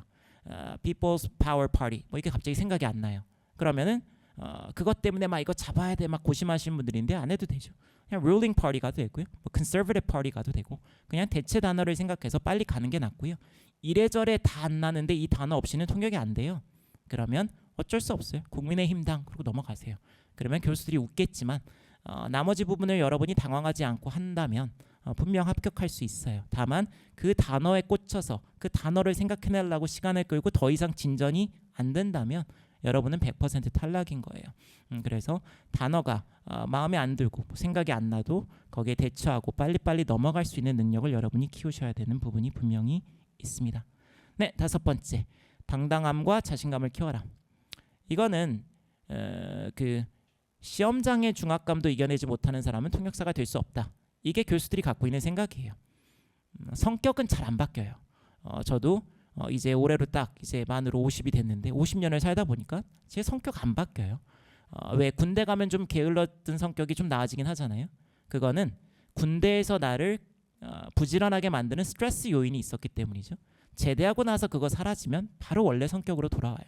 사람의 성격은 잘 바뀌지 않기 때문에 교수들도 그렇게 생각을 해요. 그래서 교수님들 입장에서도 여러분들을 평가할 때 통역을 잘하는데 너무 소극적인 거에 시험장에서 보이는 태도가 맨날 이렇게 아래만 보고 있고 눈도 못 마주치고 목소리가 막 기어 들어가고 그러면은 그런 생각이 들 수밖에 없어요. 영어는 참 잘하는데 얘는 2년 동안 아무리 교육을 시켜도 졸업하고 나면 나중에 실제로 통역사 생활은 못하려다라는 생각이 들 수가 있는 거죠. 그러면은 점수를 좋게 주기가 좀 힘들어요. 반대로 영어는 조금 못하는데 애가 자신감도 넘치고 너무 당당해요. 얘는 어떤 중압감이 있어도 잘할 수 있는 애구나 싶으면 얘는 2년간만 좀 잘만 훈련시키면 현장에 나가서 통역을 잘하겠다라는 어떤 느낌이 들면 걔한테 아무래도 점수를 조금 더 줄 수밖에 없어요.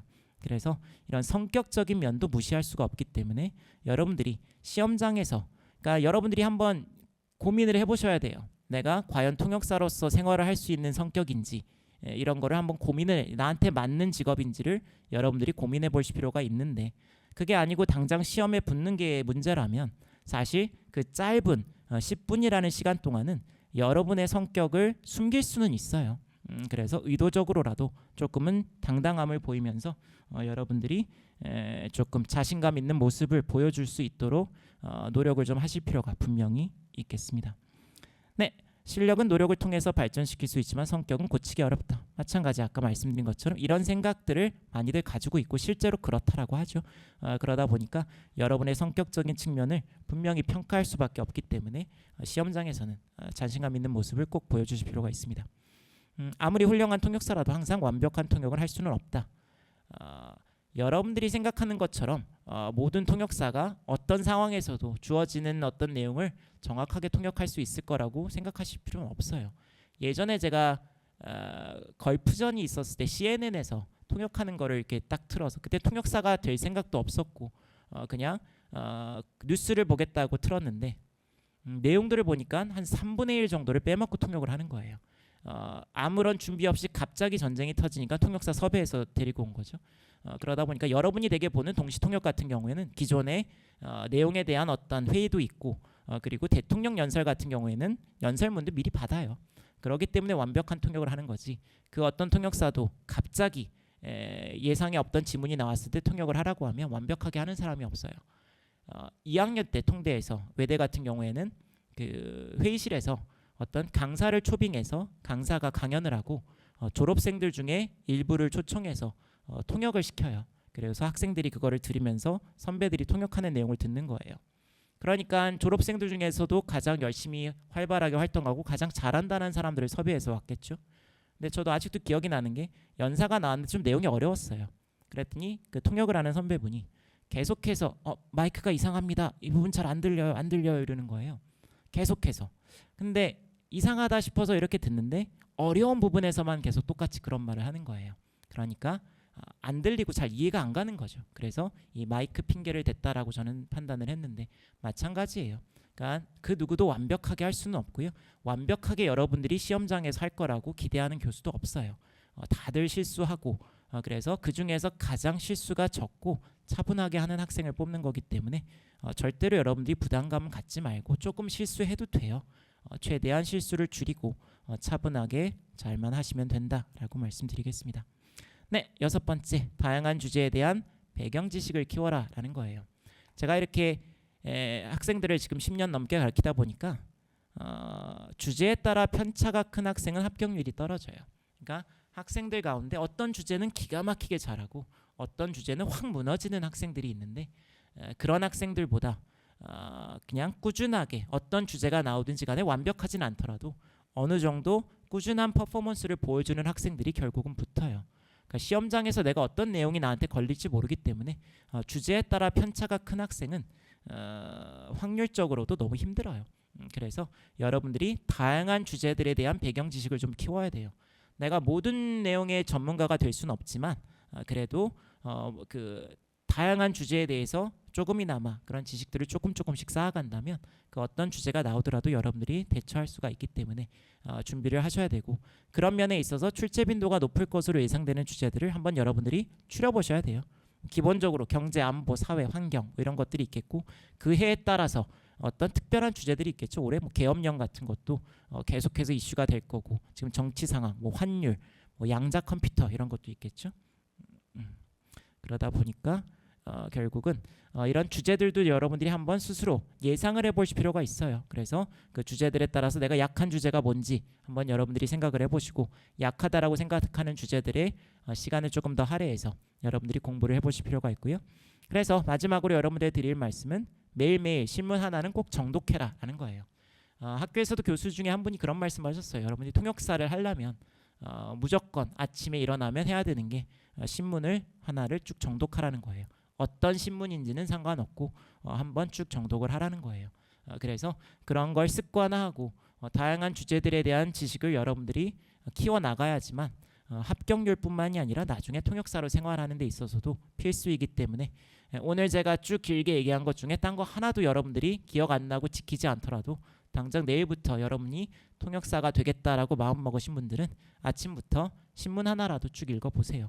그게 습관화되고 쌓이다 보면 분명 여러분들에게 큰 도움이 될 거니까 그렇게라도 꼭 오늘 제가 말씀드린 거에서 다 까먹더라도 이 마지막 거 하나만은 꼭 실천을 하시면 분명 큰 도움이 될 거라고 믿습니다. 네, 그러면 오늘 제 얘기 듣느라고 다들 수고 많으셨고요. 이제 양실현 선생님이 이제 라이팅에 대해서 여러분들에게 설명을 드리도록 하겠습니다.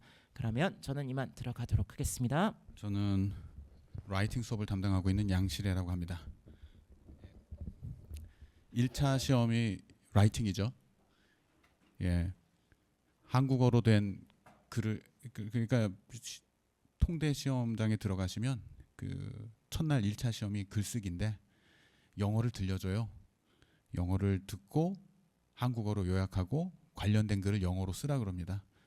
그 주제가 AI에 관한 글일 수도 있고, AI가 이산화탄소 배출 감소에 도움이 되겠는가? 당신의 의견을 쓰시오. 뭐 이렇게 해서 영어로 글을 하나 쓰셔야 되고요. 그 다음에 한국어 신문에서 나온 글, 보통 그 전문가들의 기고문 있잖아요. 사설 옆에 있는 그 기고문을 읽고 영어로 요약하고 또 관련된 글을 하나 쓰셔야 돼요. 그래서 통대 지원하시면 90분 시험인데 1차에 그 녹음을 한 6분 정도 들으시고 나머지 80분 좀 넘는 시간에 글을 4개 쓰셔야 돼요. 굉장히 촉박해요. 자, 그러면 통대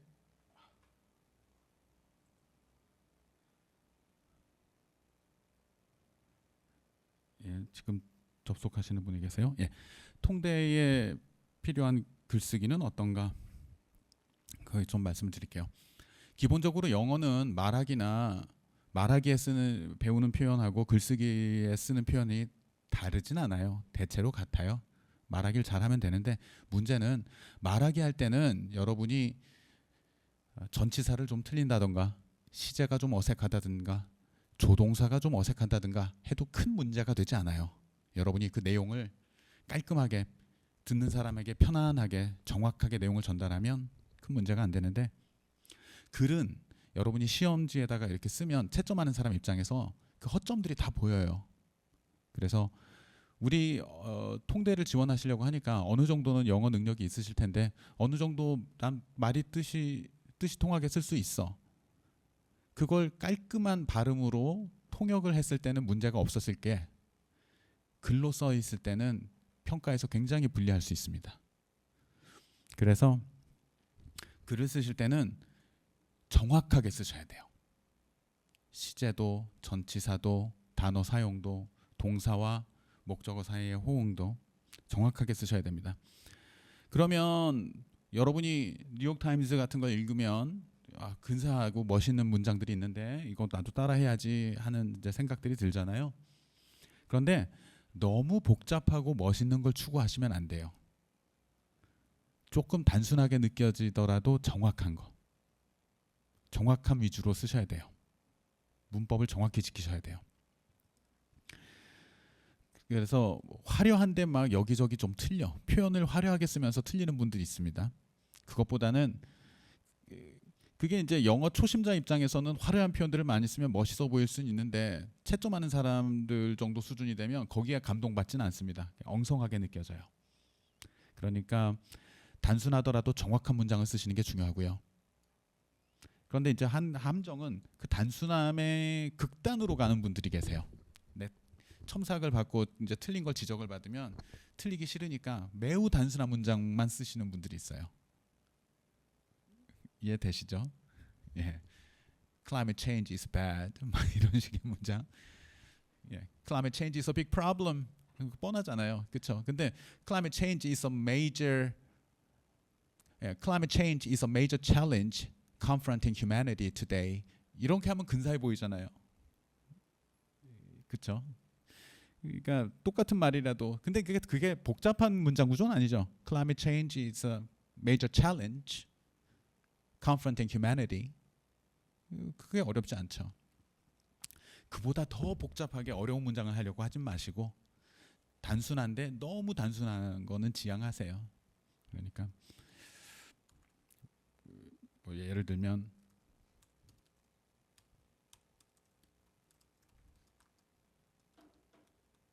이렇게 하는 것보다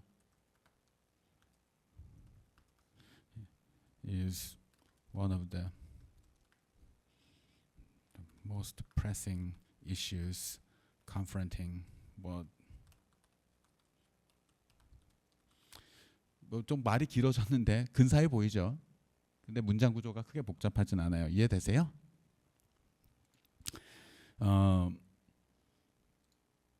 그리고 조금 더 뭐 근사하게 세련되게 쓸 수도 있겠지만 그러니까 우리는 정확한 게 가장 우선이기 때문에 단순한 문장이라도 정확하게 쓰자는 겁니다. 화려하게 쓰려다가 잘 모르는 걸 써서 틀리지 말고. 그런데 정확하면서 세련된 문장을 쓰면 제일 좋겠죠. 그런데 이것도 극단으로 흐를 수가 있습니다. 너무 이런 그 근사한 표현들에 치우치시는 분들이 있어요. 그거는 내가 시간이 80분밖에 안 되는데 그러니까 글 하나당 20분이잖아요. 80여 분의 시간 안에 글을 4개 써야 된다고 그랬잖아요. 그 안에 그 정교한 문장들을 이렇게 공예하듯이 만들 수가 없어요.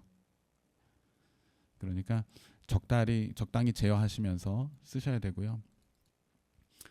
정확한 문장을 쓰려면 단어 선택도 정확하셔야 되고 문법도 정확해야 됩니다.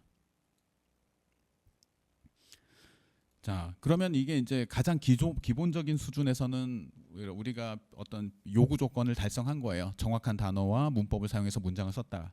그런데 정확한 단어와 문법을 썼는데 이런 문제가 또 있습니다. 문법은 다 맞는데 이 말이 무슨 말을 하는지 잘 모르겠는 문장들이 있어요. 그건 안 돼요. 의미가 명료해야 돼요. 그래서 문장의 의미가 명확하게 이 사람이 이 말 하고 싶구나라는 걸 알 수 있어야 하고요. 그리고 문장과 문장 사이의 흐름도 자연스럽게 연결이 돼야 됩니다. 그래야 전체 글의 요지가 보여요. 그러니까 제일 우리가 이제 처음에 주안점을 둬야 하는 건 문장 단위에서 정확하게 써야 하고요. 예쁜 문장은 그 다음이에요. 이해되시나요? 예. 그 명확한 내용도 중요한데, 예, 이건 빼봅시다. 그러니까 정확한 문장이 중요해요. 예쁜 문장보다. 그런데 명확한 내용도 중요합니다. 자, 그러면 이제 문법과 단어를 정확히 써야 된다 그랬는데 문법은 한국 영어 교육의 문제가 문법에 너무 집중해서 그래라고도 하는데 그건 좀 이상한 말이에요. 우리가 글을 읽었을 때 스마트하다고 느끼려면 그러니까 초등생이 쓴 것 같은 영어는 신뢰를 안 주잖아요. 독자한테. 스마트하게 느껴지려면 문법을 지켜야 됩니다. 이해되시나요? 그러니까 한국 영어 교육의 문제가 문법에 너무 치중해서 그래라는 거는 일상 회화도 의사소통도 잘 안 되는 문제를 거기서 이제 원인을 짚는 거고요. 문법 너무 신경 쓰다가 일상소통조차 할 수 못하는 사람도 있죠. 그런데 우리가 글을 쓰고 적어도 통역사, 번역사로서 활동하면서 글을 이제 클라이언트한테 일을 받아서 우리가 뭔가 영어 텍스트를 생산하려면 스마트하게 들리는 정확한 영어를 구사할 수 있어야 돼요. 그러니까 문법 지키셔야 되고요.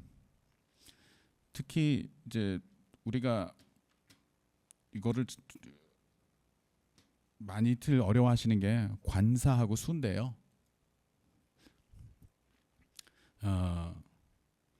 더어를 언제 쓸지, 그리고 관사를 안 써야 되는 경우도 있죠. 그런 걸 언제 어떻게 해야 할지, 그리고 이걸 가산으로 써야 될지 불가산으로 써야 될지. 그러니까 policy 같은 것도 보면은 우리는 이민 정책에 대해 좀 새롭게 고민해봐야 돼. 이런 말을 하더라도 우리는 새로운 이민 정책이 필요하다.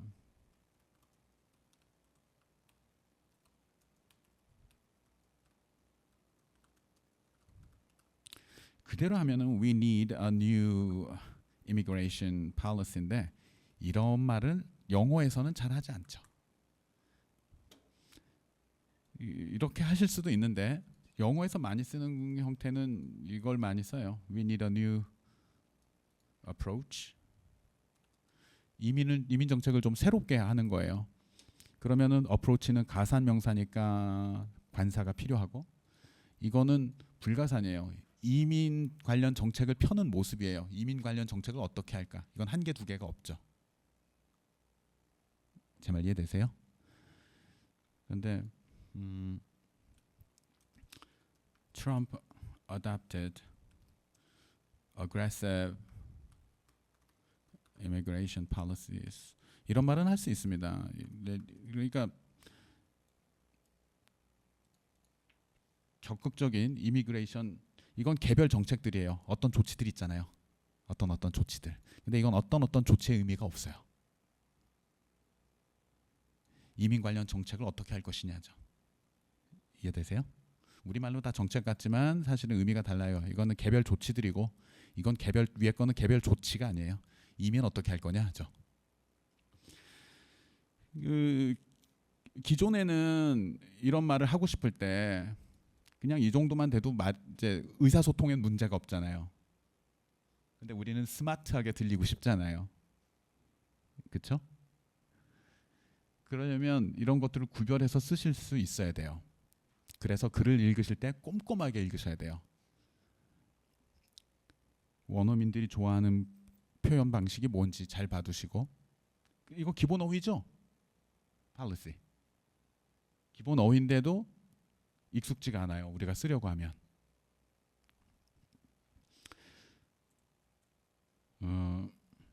그래서 우리가 기존에 이제 어렵다고 뛰면서 했죠. 이건 관사나 수, 이걸 가산으로 쓸지 불가산으로 쓸지, 관사를 어떻게 쓸지 그냥 얼버무리고 넘어갔던 거 이제는 상당히 공을 들여서 챙기셔야 돼요. 그리고 알고 있다고 또 생각하는 것도 있습니다. 시제, 조동사, 수동태 다 아는 거 아니야? 비동사의 과거 분사 쓰면 되는 거 아닌가? 수동태. 그런데 이게 실제 문장에서 쓰일 때 어감이 어떤지를 잘 아셔야 어색하지 않은 자리에 쓰실 수 있어요. 그러니까 nuclear power can become safer 이렇게 하는 거하고 nuclear power can be made safer, 이거 수동태 썼잖아요. 이럴 때 어떤 느낌의 차이가 있을까? 이거는 행위가 느껴집니다, 여기서. 그러니까 그리고 그 행위의 주체는 인간이죠. 이거 우리가 노력을 기울여서 더 안전하게 개선할 수 있다, 이런 느낌이에요. 우리가 뭐 할 수 있다예요. 여기에 들어있는 느낌은 우리가 이거 더 할 수 있다, 신경 써서 투자 더 많이 해서. 이해되시나요? 자, 그래서 나 알고 있어라고 그냥 좀 안이하게 생각했던 것도 좀 더 확실하게 다지실 필요가 있고요. 어휘 문법은 그렇고, 어휘는 그 우리가 시험장에 들어가면은 영어로 나레이션 들려주거든요. 녹음한 거. 그게 난이도가 꽤 어려울 때도 있고 평이할 때도 있고 그래요. 그런데 이제 시험 대비하는 입장에서는 꽤 어려운 게 나와도 대처할 수 있을 정도는 돼야 되잖아요. 그렇잖아요. 복불복으로 시험 보는 건 아니잖아요. 예, 어려운 거 나오면 포기 뭐 이런 건 아니니까. 그래서 좀 어려운 내용이 나와도 충분히 이해할 수 있을 만큼의 어휘력은 갖추셔야 돼요. 그건 패시브 보캐블러리예요. 들으면 알겠어. 읽으면 뭔지 알겠어 하는 보캐블러리는 많은 단어를 아셔야죠.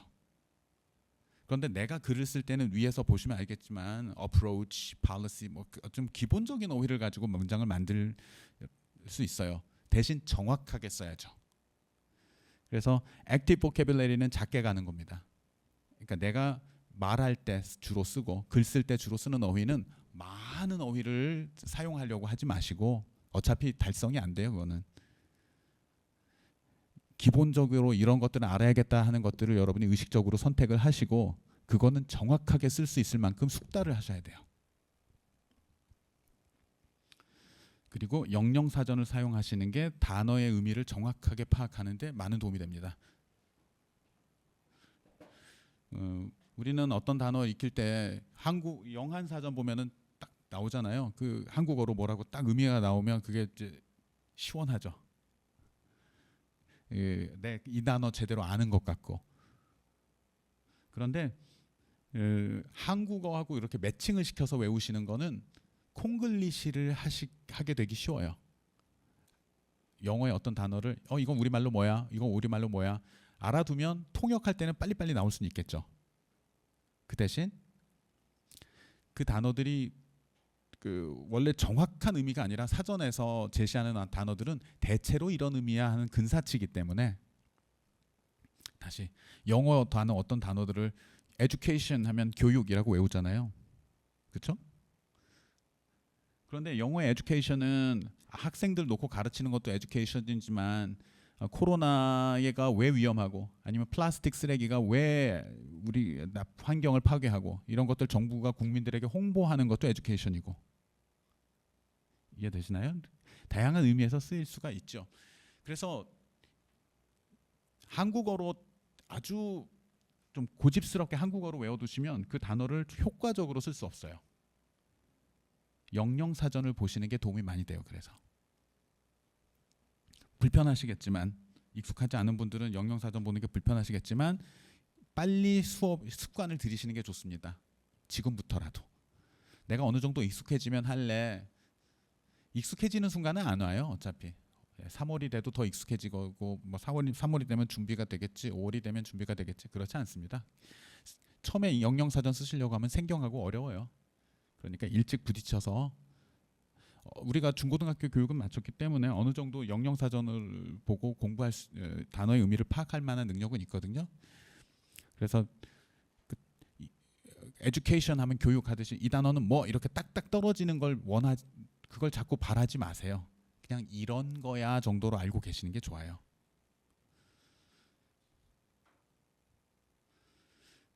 자, 위에 제가 쉬운 문장, 기본적인 어휘를 정확히 쓰자고 말씀드렸는데 그렇기 때문에 글쓰기 훈련, 내가 글쓰기 능력을 키우려면 쉬운 글을 읽으면서 자주 쓰이는 문장 구조나 단어 사용을 반복해서 연습하는 게 좋습니다.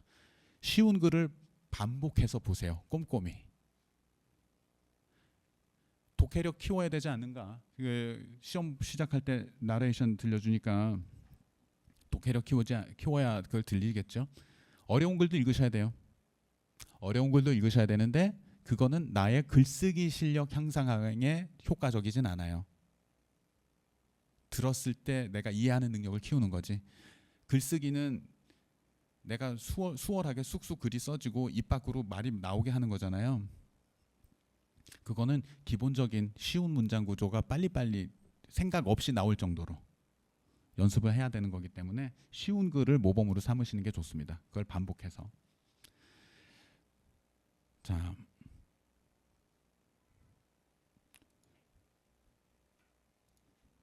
제가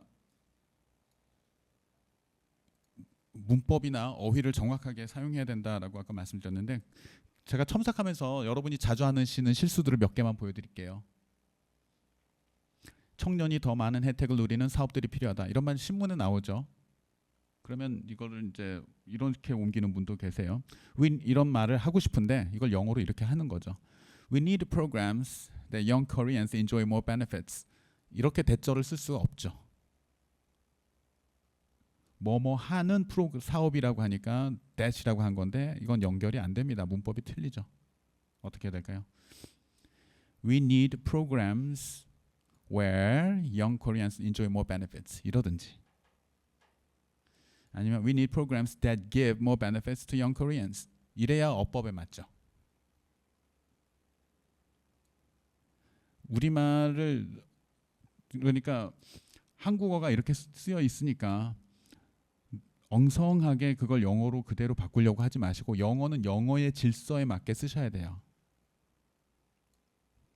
또 이거 볼까요? 남학생들이 여학생들보다 더 게임에 잘 중독된다라는 통계도 있다. 그러면 there are statistics. 여기서 statistic스는 복수죠. 통계 수치들 얘기라서 통계학이 아니죠. There are statistics that boys are more likely to get addicted to games than girls. 이것도 안 돼요. that을 이렇게 쓸 수 없어요. 뭐뭐라는 통계도 있다.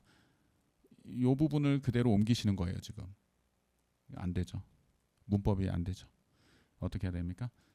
There are statistics that indicate that boys are more likely to get addicted to games than girls. 대때 두 번 나오니까 이상하지 않느냐? 아닙니다. 이게 문법에 맞습니다. 아까는 어떻게 했어요? 덜컥 연결했죠? 안 돼요. 이렇게 해야 되고, 자 이게 대시 두 번 나오는 게 싫으니까 이 부분을 이렇게 바꿔서 쓰는 경우가 많죠. 사실은 There are statistics indicating that 이렇게 이런 것들을 보여주는 statistics가 있다. 이렇게 하든지 There are statistics showing that boys are more likely to get addicted to games than girls. 이렇게 하기도 하고 또는 According to some statistics, boys are more likely to get addicted to games than girls. 이래도 되죠. 자, 또 볼까요? 보통 실수가 어디서 발생하냐면 한국어로 이렇게 우리가 말을 하니까 영어도 이럴 거야 라고 넘겨짚어서 틀린 문장을 쓰게 돼요. 그래서 평소에 글을 읽을 때 꼼꼼하게 읽으셔야 돼요.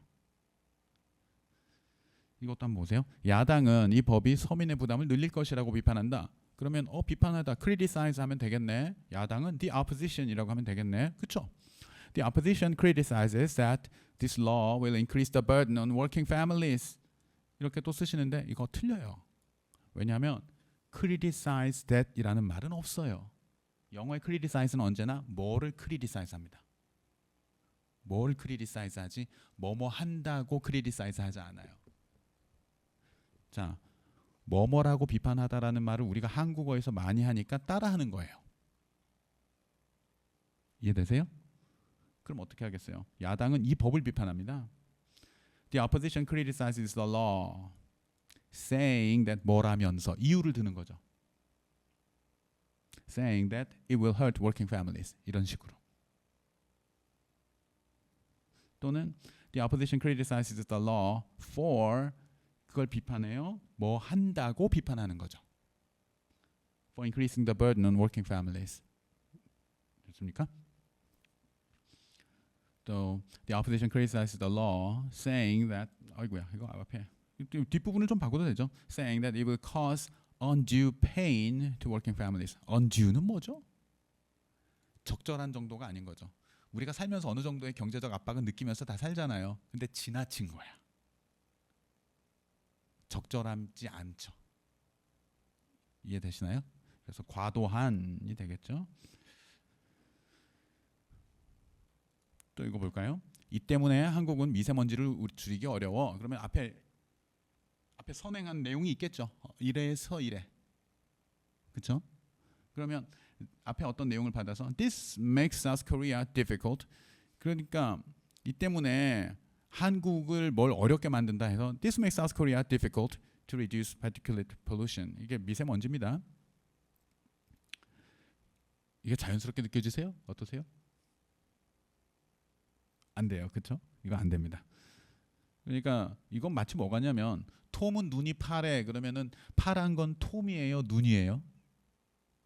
눈이죠. 근데 톰은 눈이 파래 하니까 우리가 한국어로 언뜻 톰이 그런가 보다. 그러니까 한국은 뭐가 어려워? 그러니까 한국이 어렵다고 하신 거예요. Make Korea difficult니까 지금 어려운 건 한국입니다. 제 말 이해되세요? 한국이 어려운 게 아니고 한국이 뭐 하는 게 어렵죠. 제 말 이해되세요? 자, 한번 보세요. I am difficult to read these books. 이런 말은 안 해요. 내가 어렵지 않습니다. It is difficult to read these books죠. 이 책들을 읽는 게 어렵죠. 근데 내가 어렵다 그러면 it is difficult for me. 내가 이런 책들을 읽기는 어렵다라고 할 수 있죠. 이해되세요? 그러니까 이건 안 돼요. 그런데 내가 이 책을 읽는 건 어렵다. 이건 되죠.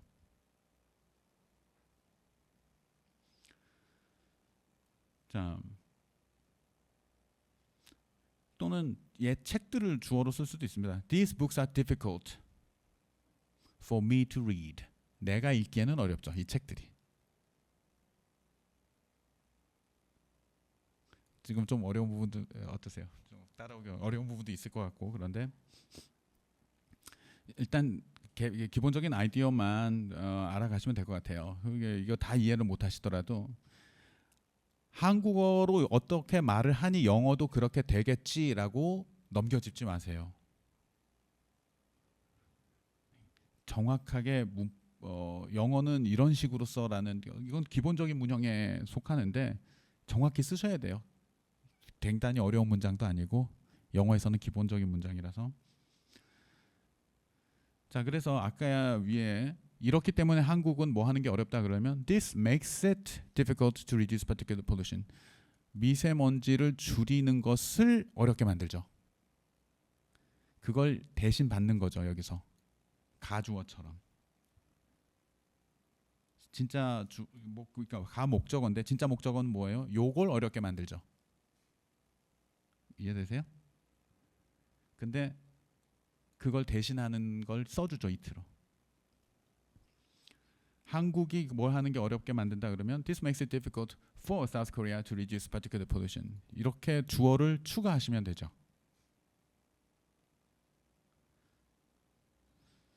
또 이거는 문법이 틀리는 건 아닌데 한국어에서 이런 말을 하잖아요. 우리가 프랑스에서는 혼외 출산율이 50%를 넘는다. 이런 주어가 나오면 이걸 주어로 그대로 만들어서 계속 콩글리시를 하고 싶어 해요. 우리는 이 주어를 만들어요.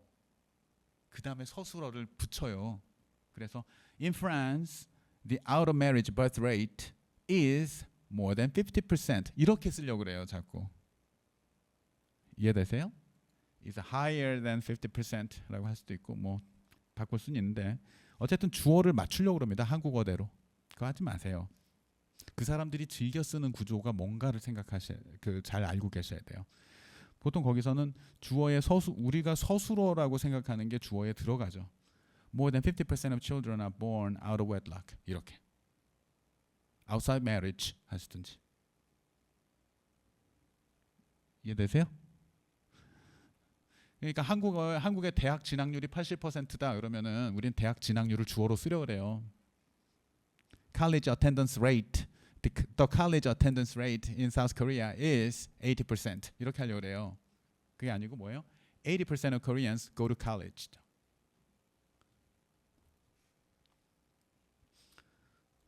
그리고 독일의 생산성은 한국의 1.5배다. 그러면 독일의 생산성을 주어로 쓰려고 그래요, 또. 이해되세요?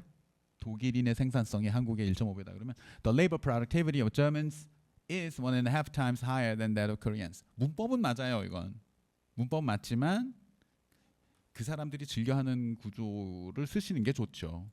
Germans are 1.5 times more productive than Koreans. 이해되세요? 예. 그러니까 위에서 쭉 보면 문법이 틀려서 틀리는 문제들도 있고요. 문법은 맞지만 그들은 잘 안 하는 구조라서 문제인 경우도 있어요. 그리고 다 왜 발생하느냐? 위에 문법이 틀린 문장들, 여기서처럼 문법은 맞지만 어색한 문장, 이거 왜 이런 문제가 다 발생하냐면 한국어대로 쓰고 싶은 거예요. 그럼 왜 한국어대로 쓰고 싶을까? 그동안 중고등학교 때 영어 많이 배우고 대학교 때 영어 많이 배웠는데 왜 그럴까? 영어 읽으시면서 자꾸 한국어로 독해해서 그래요. 뭐뭐 하다 뭐뭐 했다 뭐뭐 했다 뭐뭐 했다 그러면 영어를 못 익혀요, 머리에서. 한국어 하느니라고. 그러니까 뭐뭐 했다 뭐뭐 했다 독해하지 마시고 여러분이 평소에 글을 읽을 때 Germans are 1.5 times more productive than Koreans, 이걸 그냥 독해하지 마세요. 1.5배 더 뭐뭐 하다 이러지 마시고 이런 문장이 머릿속에 잘 입력이 돼 있으면 이게 나오는 거예요. 이해되시죠? 한국어로 마음속으로도 독해하지 마시고 입 밖으로 소리내서도 독해하지 마세요. 그냥 영어를 영어로 익히세요. 이런 문장들 틀을 내 걸로 만든다고 생각하시고 반복해서 기본적인 형태잖아요. 이런 것들을 잘 익히셔야 돼요. 그리고 이것도 요거까지만 설명드리고 저 순서 마칠게요. 그는 이 정책이 성공할 수 있다고 확고히 믿는다. 이러면 이제 he's convinced that he firmly believes 이런 말 할 수 있죠. He firmly believes that this program could succeed. 이렇게 해서 쓰시는 경우가 있는데 확고히 믿는데 왜 could를 쓰겠어요? 할 수도 있어 이런 말을. 그러니까 he thinks 정도면은 이게 나올 수도 있습니다. 할 수도 있겠다라고 생각하는 거죠. believes까지 하고 이 말 할 수도 있을 것 같아요. believes. 그런데 확신한다 이런 말 하고 firmly believes 이런 말 하고 할 수도 있을 것 같이 확신하는 게 어디 있습니까? 이상하죠. 이렇게 말했으면은 뭐라고 하는 게 맞겠어요? 이래야지. 제 말 이해되세요? 예. 그래서 조동사의 경우에는 얘가 어떤 느낌인지를 좀 잘 우리말로 이건 우리말로 뭐야라고는 잘 안 잡혀요. 그러니까 이런 느낌이구나라고 글을 읽으시면서 매번 확인하시면서 그 사용하는 자리들을 잘 봐두시고 이런 느낌으로 이런 자리에 얘네들이 써 주의 깊게 봐두셔야 돼요. 그러니까 지금까지는 이 정도면 독해가 된다 하고 만족하셨겠지만 독해가 된다에 만족하시면 안 되고요. 이거 언제 쓰는가? 이럴 때 쓰는구나. 그리고 나 같으면 이렇게 쓸 것 같은데 이 사람들은 이렇게 쓰네. 나도 이렇게 쓸 수 있을까? 그런 질문을 자신에게 하면서 보셔야 돼요. 나라면 이렇게 썼을 것 같은데 나는 10번 쓴다면 10번 다 이렇게 쓸 것 같은데 그러면 긴장하고 잘 봐두셔야 되는 거예요. 예, 제 코는 여기까지 마치고요.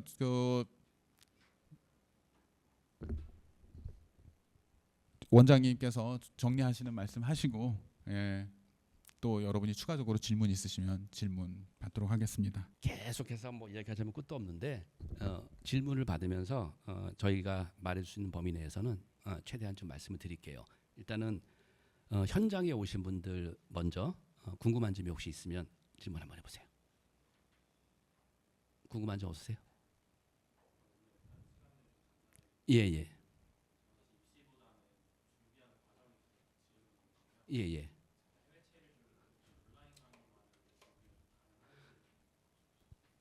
온라인 강의 여기선 지금 목소리 못 들었으니까 제가 질문을 먼저 정리할게요. 해외 체류 중이신 분인데 온라인 강의로만 준비가 가능하냐라는 질문이 있었고요. 줌으로 강의를 들을 수 있나요? 그러면 줌으로 현장 강의가 줌으로 바로 나가기 때문에 일단 그건 라이브로 보실 수 있어요. 그리고 녹화된 강의를 저희가 또 따로 판매하는 게 있습니다. 그래서 그렇게 줌으로 보는 게 시간 맞추기 힘들면은 녹화된 강의를 보셔도 돼요. 근데 그게 시차가 좀 있습니다. 한 2주 정도 차이가 편집을 해야 돼서 저희가 그렇게 되고 있어요. 그래서 그건 가능합니다. 단 이제 본인이 크리틱을 받고 그런 게 좀 힘들죠. 아무래도 줌으로 할 땐 가능하고요. 그렇죠. 바로 발표가 가능하니까 발표하시고 스피커로 소리가 다 나오니까요. 제가 현장에서 크리틱을 바로바로 합니다. 똑같이 현장에 있는 학생들과 마찬가지로. 저희가 지원을 받아서 실전 이제 제가 운영하는 게 실전반인데 이렇게 오거나이저를 해드립니다. 그거는 그렇죠. 할 수 있죠. 어차피 줌으로 또 하시면 되니까 스터디는. 오케이? 네. 예. 또 궁금한 거 계시나요? 현장에 오신 분들? 한국어가. 어. 음. 저희가 사실은 주로 영어에 포커스를 둘 수밖에 없는데 현실적으로는. 근데 한국어가 약하신 분들은 자체적으로 텍스트를 소리내서 읽고 연습을 하시고 개인적인 연습을 좀 하실 수밖에 없을 것 같아요. 저희가 한국어를 위해서 따로 수업은 있는 건 아니고 제가 드릴 수 있는 팁은 낭독을 많이 하는 게 중요한 것 같아요. 많이 소리내서 읽으시는 게. 오케이? 그래서 내 입에 붙을 수 있도록 우리가 영어 학습과 마찬가지로 그게 하나의 방법일 수는 있겠습니다. 오케이? 또 마이크 잡고 얘기할까요? 마이크 있으니까. 제가 나이가 40대거든요. 그렇게 안 보이시는데? 네, 예. 나이가 많은데 제가 저 직장인인데 이 꿈이 영어 관련된 일을 하는 거라서 한 2, 3년이 걸려도 하고 싶은데 그 늦은 나이에 시작해도 되는지 모르겠어요. 나이는 40대까지는 나이 때문에 큰 문제가 될 것 같지는 않은데 이제 직장 일을 병행하시면서 해야 되는 상황이면 절대적으로 투여할 수 있는 시간의 양이 아무래도 적지 않겠습니까? 그러니까 장기적으로 보는 게 맞을 것 같아요.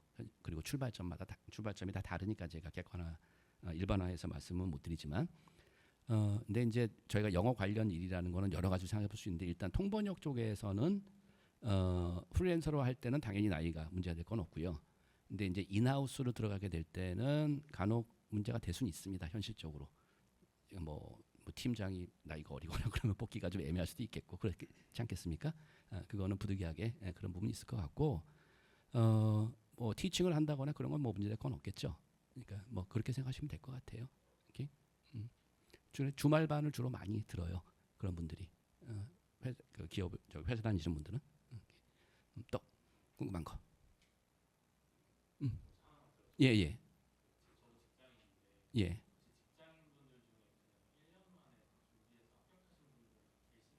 그럼요. 많은데 문제는 이제 제가 아까 말씀드린 것처럼 출발점이죠. 기존에 영어를 많이 해오신 분들은 뭐 3개월하고도 붙고 그래요. 그거는 제가 일반화해서 말씀을 못 드리고요. 근데 이제 그런 건 있어요. 그러니까 영어를 상당히 잘해도 기본적으로 시험이다 보니 시험에 맞춰서 준비해야 될 부분이 있기 때문에 적어도 3개월에서 6개월 정도는 필요하긴 해요. 그게 안 돼 있으면 영어를 아무리 잘해도 그 형식에 못 맞추다 보니까 좀 실패할 가능성이 꽤 있죠. 그런 생각을 하셔야 돼요. 예, 네.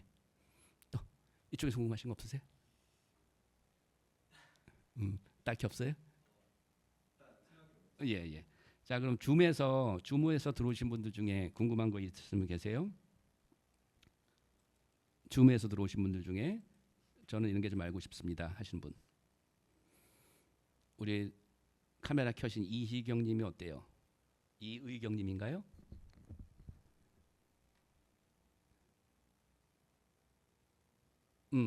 음소거 안 되세요? 답변이 없으시네. 줌으로 보신 분들 질문 없으세요? 송현수 씨는 질문 없으세요?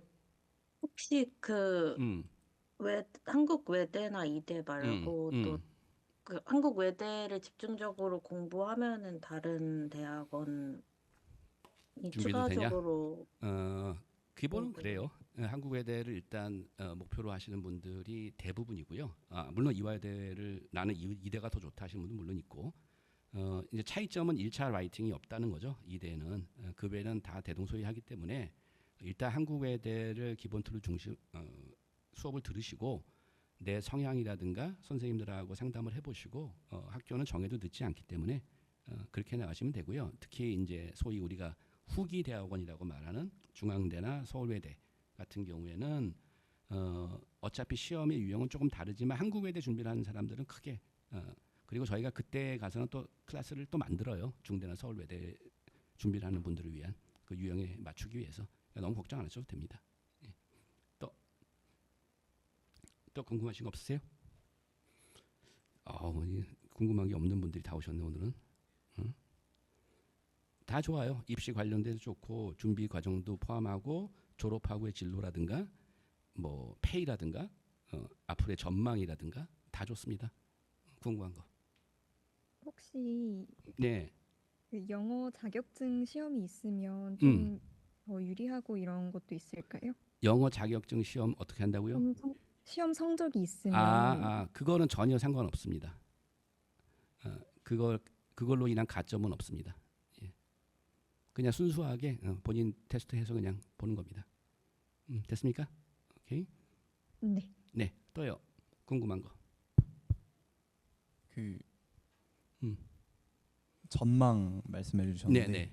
통역사 전망이 음. 어떻게 될지 이제 뭐 요즘 AI 얘기도 많고 AI, 하다 보니까 네, 그런 게 좀 궁금합니다. 저희들도 그것 때문에 아주 힘든 부분이 있는데 우선 조금 개론적으로 사회 전체적으로 봤을 때는 AI와 관련한 직업의 변화 내지는 일자리 문제 이거는 총체적으로 봐야 될 것 같아요. 통역사라는 직업만 국한돼서 볼 건 아닐 것 같고 어차피 그거는 뭐 여러분 다 아시다시피 이 소위 법률도 그렇고 의학도 그렇고 심지어는 그러니까 이게 총체적인 변화가 세게 올 거기 때문에 여기에 국한돼서 말할 건 아니지만 제 생각에는 지금 근래의 상황을 보면 졸업생들 중에 오히려 취업이 더 잘 돼요 지금. 저도 그게 의외였는데 대표적인 기업이 지금 쿠팡이고요. 해외 사업부를 하는 기업들 특히 온라인 그러니까 그러니까 그 커머스 쪽이죠. 그 인터넷 커머스 쪽에 있는 기업들이 우리나라도 많아지잖아요. 유통도 그렇고 전체적으로 이런 쪽에서는 해외 사업이 굉장히 중요하기 때문에 이걸 AI가 대체할 수 있는 거는 있겠죠. 그러니까 굉장히 그 매뉴얼화되고 아주 형식적으로 가는 부분은 그런데 실제로 거기에 지금 다니고 있는 그 제자들이나 후배들의 얘기는 회의 세팅에서도 그렇고 현실적으로 자기들도 바꿔보려고 했는데 잘 안 된대요. 아직까지는 일단. 그리고 통역사라고 딱 국한돼서 생각을 하면은 상당 부분 줄 수는 있을 것 같아요. 그러니까 그 어떤 그 잡 어퍼튜니티라고 봐야 될까요? 오프닝스라고 봐야 될까요? 그건 줄 수 있을 것 같은데 문제는 언어 능력이 좋은 사람들이 그렇다고 다른 방향에서 활용이 안 되느냐? 또 그건 또 아니란 말이에요. 오케이? 그렇게 좀 크게 그림을 좀 보는 게 맞을 것 같고 그리고 뭐 이거는 위로가 되는 말인지 안 될 말인지 모르겠는데 그렇다고 해서 안 할 수도 없어요. 왜냐하면 어차피 그러면 지금 회계사 준비하는 친구들은 안 해야 되죠. 그죠? 이거를 회계사를 내가 왜 합니까? 앞으로 10년 후에 이 직업이 없어질 수도 있다고 하는데 그러니까 손 놓고 있을 수는 없잖아요. 제가 생각할 때는 이게 좀 얘기가 딴 데로 새는 것 같지만 아까도 제가 모두에서 말씀드렸던 것처럼 영어를 하고 한국어를 하는 과정에서 여러분들이 똑똑해진다고 생각하세요. 내가 언어를 좋아해서 물론 하는 거고 그러다 보니 많이 읽게 되고 많이 듣게 되고 두 언어에 관련하여 그리고 생각을 많이 하게 되고 그거는 굉장히 중요한 능력이에요. 오히려 AI 시대에. 오케이? 여러분들이 AI를 잘 다루려면 그 영어도 잘하는 게 더 필요해요. 제가 판단할 때는. 인간이 영어를 잘해야 AI하고 소통이 더 잘 돼요. 그러니까 큰 그림에서 저는 그렇게 봐요. 그래서 직업이 사라지냐 안 사라지냐 이 문제는 전 모르겠어요. 근데 지금 이 시점 기준으로 내가 이 일을 할 거냐 말 거냐 내가 이 공부를 할 거냐 말 거냐를 생각할 때 그것만 보고 할 건 아니라는 거죠. 그거는 제가 말씀드릴 수 있을 것 같아요. 오케이?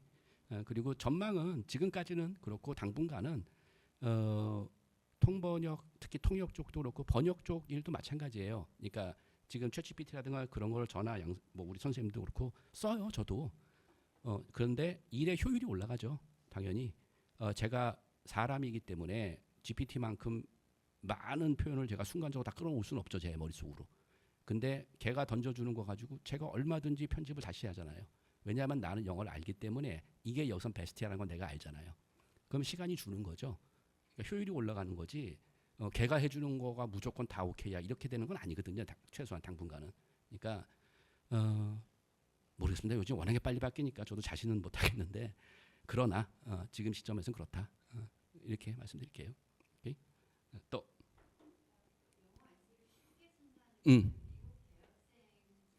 그 충분합니다. 충분합니다. 예, 영어 미국 대학생 수준 쓰면 충분합니다. 뭐 고등학생 수준 써도 돼요, 사실은. 예, 그러니까 대신 어법에 맞게, 내추럴하게. 오케이? 또 궁금한 거 선생님 채팅으로 궁금한 내용 들어와서 어떻게 한다고요? 채팅으로 궁금한 내용 누가 문의 주셔서 누가 어떻게 하는 거예요?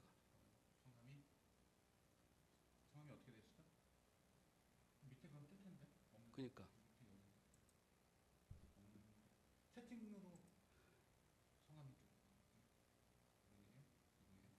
연수 씨 어떤 분이 하신 거죠? 그 후기 대학 입학 일정 보통 어떻게 될까요?라고. 그러면 제가 그냥 바로 말씀드릴게요. 11월에 다 이루어집니다. 10월 달에 한국외대 이대 하고 11월에 이어서 바로 쭉 이어집니다. 예, 또요. 저는 또 통역사랑 번역가랑 예. 그 차이점에 대해서 아직 명확하게 뭐를 하고 싶다 이런 결정은 못했지만 예. 제가 요새 사람들이 오래 사니까 좀 번역 일을 하면은 오래 일을 할 수 있지 않을까 그런 생각을. 그거는 사람들이 오래 사니까의 문제는 아닌 것 같고요. 그게 이제 잡으로서 나이를 많이 먹어도 할 수 있는 일 아닌가 이거죠. 저는 솔직히 잘 모르겠어요. 그러니까 번역 일은 워낙에 기술이 지금 빨리 발전하기 때문에 솔직히 자신은 없어요. 저도.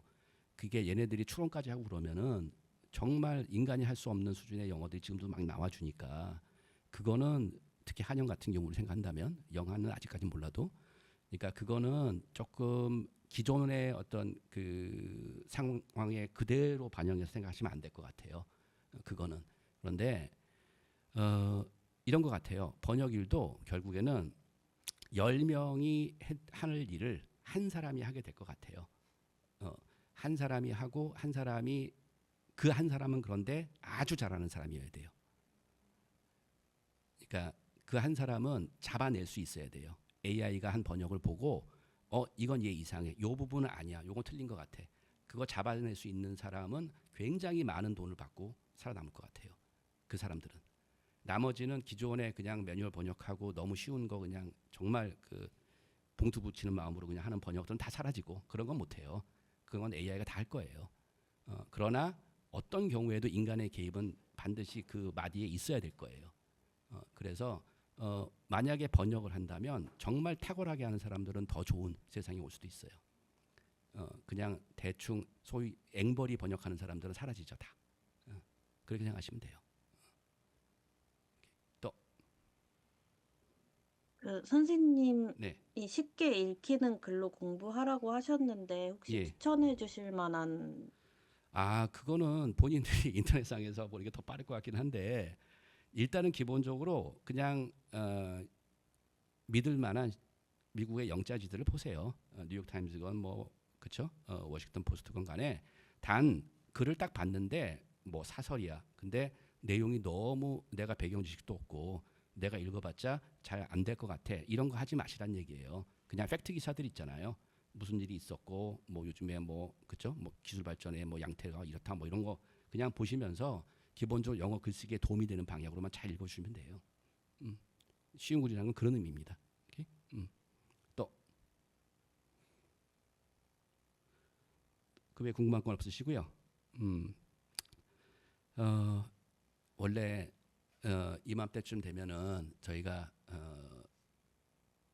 지금보다 많은 학생들이 관심을 가지고 그랬던 시절도 있었고, 근데 지금 세상이 우리나라 자체가 지금 굉장히 어수선하고 뭐 힘든 일도 많이 생기는 것 같고 그런 것도 여러 작용한 것 같아요. 그래서 일단은 중요한 거는 입시 요 시간이 여러분들이 1월부터 시작해도 대략 10개월이 안 되잖아요.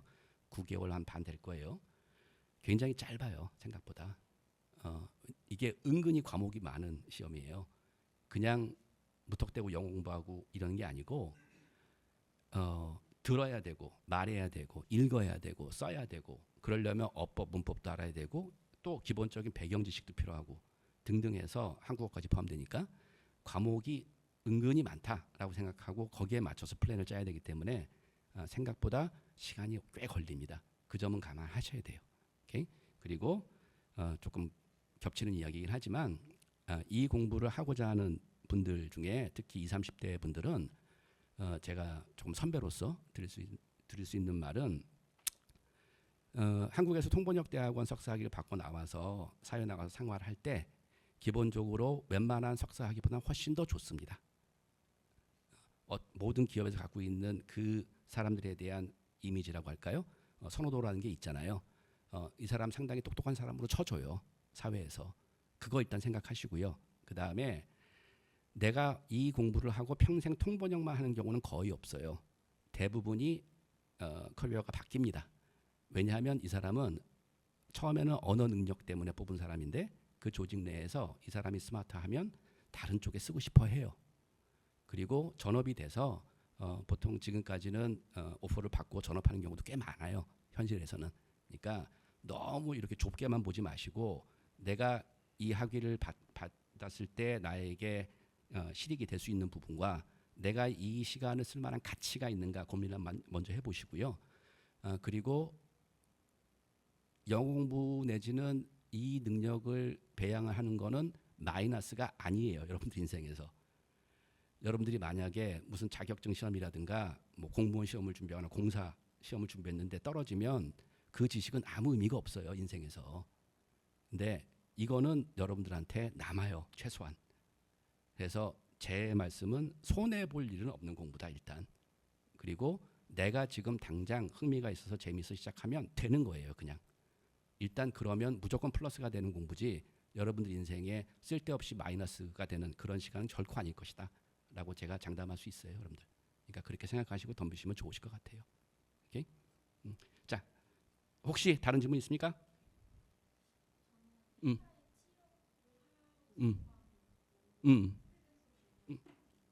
프리랜서로요? 있죠. 당연히 할 수 있죠. 근데 능력이죠. 본인이 잘하면 되는 거죠. 프리랜서들이 제일 잘해야 돼요. 원래. 제일 잘하는 사람들이 프리랜서 하는 거예요. 그럼 되는 거예요. 또. 자, 그럼 오늘 일단 여기서 정리하고요. 그 외에 궁금하신 점이 있으면 또 학원에 오셔서 언제든지 선생님한테 물어보시면 돼요. 그리고 수업 듣는 과정에서 또 늘상 저희가 말씀을 드리니까 그렇게 생각하시고요. 예, 오늘 여기까지 하겠습니다. 감사합니다.